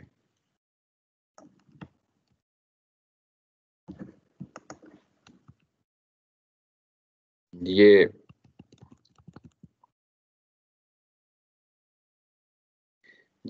اگر آپ اس کی آیہ نمبر 2 دیکھیں، یہاں پہ لفظ آیا ہدی للمتقین، اور اس کے لیے کہا تھا الکتاب، ذالک الکتاب الکتاب لا ریب فیہ ہدی للمتقین۔ یہ قرآن مجید نازل ہونا شروع ہوا ہے اور یہ کہا گیا تھا کہ یہ وہی کتاب ہے جو تمہاری پچھلی الہامی کتابوں میں جس کی پیشن گوئی کی گئی تھی، اور یہ مومنین کے لیے ہدایت ہے۔ اور جب یہاں پہ آ کے پورے مضمون کو سمیٹ دیا تمہید میں، اور اس کے بعد کہا کہ فَإِمَّا يَأْتِيَنَّكُم مِّنِّي هُدًى فَمَن تَبِعَ هُدَايَ، جب میری ہدایت سامنے آئے گی، اب یہ ہدایت جو آپ کے سامنے اتر رہی ہے یہ اسی ہدایت کا حصہ ہے۔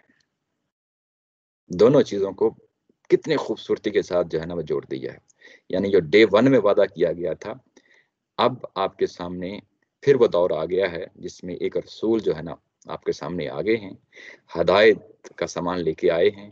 اب پھر وہی میدان کارزار لگ گیا ہے، ابلیس کی جنگ شروع ہو گئی ہے اور آدم کے ساتھ معاملہ شروع ہو گیا ہے، اور ایک اور یہاں پہ امتحان مقصود ہے۔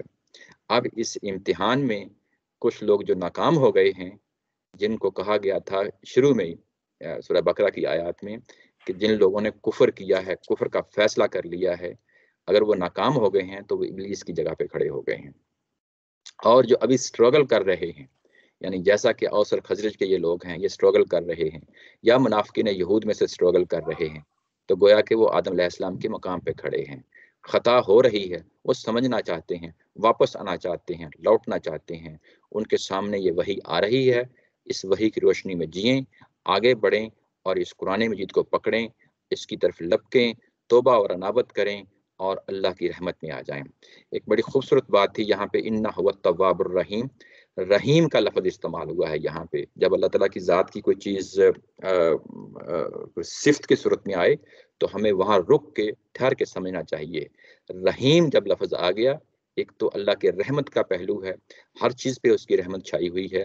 آدم علیہ السلام کی خطا پہ 2 لفظ لے کے آئے ہیں اور بڑے بھاری بھاری لفظ لے کے آئے ہیں، یہ کوئی معمولی لفظ نہ سمجھیے گا ان کو، تواب کا اور رحیم کا، یعنی جو خطا ہوئی ہے وہ اپنی نوعیت میں کچھ بھی نہیں ہے، اس کے مقابلے میں جو لفظ لایا گیا ہے، یعنی یوں کہہ لیں کہ ایک طرف اگر ایک ماشا چیز ہے تو دوسری طرف ایک من چیز رکھ دی گئی ہے، یعنی کمپیریزن، ایک طرف لامحدود کمپیریزن ہے اور ایک طرف جو ہے نا بالکل ایک چھوٹی سی اور مائنیوٹ سی چیز ہے۔ اور جب یہ تواب اور رحیم کا لفظ لایا گیا ہے تو یہ ایک لامحدود چیز ہے جو سامنے لا کے رکھ دی گئی ہے، یعنی اللہ تعالیٰ کی ذات جو ہے اپنے پوری جو ہے تواب ہونے کی حیثیت سے، رحیم ہونے کی حیثیت سے لوگ آگے بڑھیں گے تو میں ان کی توبہ قبول کروں گا، میری رحمت ہے وہ اس کے اندر آئیں۔ اور یہ رحمت کا جو پہلو ہے وہ اب اس ہدایت کے ساتھ بھی کھڑا ہو گیا ہے۔ سورہ فاتحہ کیا تھی؟ وہ رحمت کا پہلو ہی تو تھا نا وہاں پہ، بسم اللہ الرحمن الرحیم، الحمدللہ رب العالمین الرحمن الرحیم، یہ رحمت کا جوش تھا، اور یہ اسی رحمت کا جوش کا یہ حصہ ہے کہ اب یہ وحی جو اتاری جا رہی ہے۔ یہاں پہ ابھی جو لیاس صاحب نے شروع میں سوال اٹھایا تھا، یہاں پہ عیسائیت کا جو تصور ہے میں آپ کے سامنے وہ بھی رکھ دیتا ہوں۔ وہ عیسائیت کا تصور یہ ہے کہ آدم علیہ السلام سے جو خطا ہوئی تھی یہ انسانیت کے لیے ایک مستقل خطا کا حصہ بن گئی، انسانیت کے لیے ایک مستقل جرم کا حصہ بن گئی، وہ اس جرم سے باہر نہیں نکلی یہاں تک کہ عیسیٰ علیہ السلام پیدا ہوئے اور وہ سولی پہ چڑھ گئے۔ ان کا سولی پہ چڑھنا کفارہ ہے اس گناہ کا جو حضرت آدم علیہ السلام سے ہوا تھا۔ یہ فلسفہ ہے جو عیسائیت کا فلسفہ ہے، جو آخر میں کہا تھا نا کہ میں تبصرہ کروں گا، وہ یہ ہے۔ اس کے بعد یہود کے ہاں یہ چیز پائی جاتی ہے، جو تورات کے اندر پائی جاتی ہے، کہ اس کے بعد جو ہے وہ آدم علیہ السلام کے جو شعور ہے صحیح اور برے ہونے کا، وہ اس کے بعد پیدا ہوا ہے۔ یہ تصور بھی ٹھیک نہیں ہے، یعنی یہ تصور یہ کہ جو بعد میں پیدا ہوا ہے یہ چیز نہیں ہے، بلکہ یہ چیز پہلے سے موجود ہے، انہی آیات کے اندر پائی جاتی ہے۔ ارادہ اور اختیار ہے، ارادہ اور اختیار کے ہوتے ہوئے اللہ تعالیٰ کی ذات نے کہا تھا کہ اس درخت کے پاس نہیں جانا، اور اس ارادہ اور اختیار اگر نہ ہوتا، وہ شعور نہ ہوتا، تو وہ کیسے اس کے پاس جاتے؟ وہ ارادہ اور اختیاری تھا، آپشن تھا، انہوں نے اس کو استعمال کیا، گو کہ وہ خطا کر گئے، لیکن وہ پہلے سے جانتے تھے۔ جب وہ جانتے تھے، پہچانتے تھے، جب ان سے وہ خطا ہوئی تو اس جانتے اور پہچاننے کی وجہ ہی پہ جو ان کے اندر شرمندگی پیدا ہو گئی، یہ شرمندگی پیدا ہونا یہ اسی کا پیکج تھا، اسی کا پارٹ تھا، پارٹ اینڈ پارسل تھا اس پوری کی پوری سکیم کا، جو سب ہمارے انسانوں کے سامنے رکھ دیا گیا۔ تو گویا کہ یہاں پہ جو ساری صورتحال ہے وہ یہی ہے کہ انسانیت کا شرف یہی ہے کہ جس امتحان میں ڈالا گیا ہے، قدم قدم پہ ٹھوکریں لگیں گی، کبھی اس کی اپنے اندر کا جو ہے نا نفس اس کو ابارے گا غلط کام کرنے کے لیے، لیکن اصل ہی اس کا امتزاج یا اس کا نمایاں وصف یہی ہے کہ وہ آگے بڑھے اور پھر اللہ سے جا کے جو ہے لو لگا لے۔ یہ چیز ہے جس کے لیے انسانوں نے کھڑے ہونا ہے، جو آپ کے سامنے رکھی ہے۔ کوئی سوال ہو تو لے لیتے ہیں۔ جی میں حاضر ہوں۔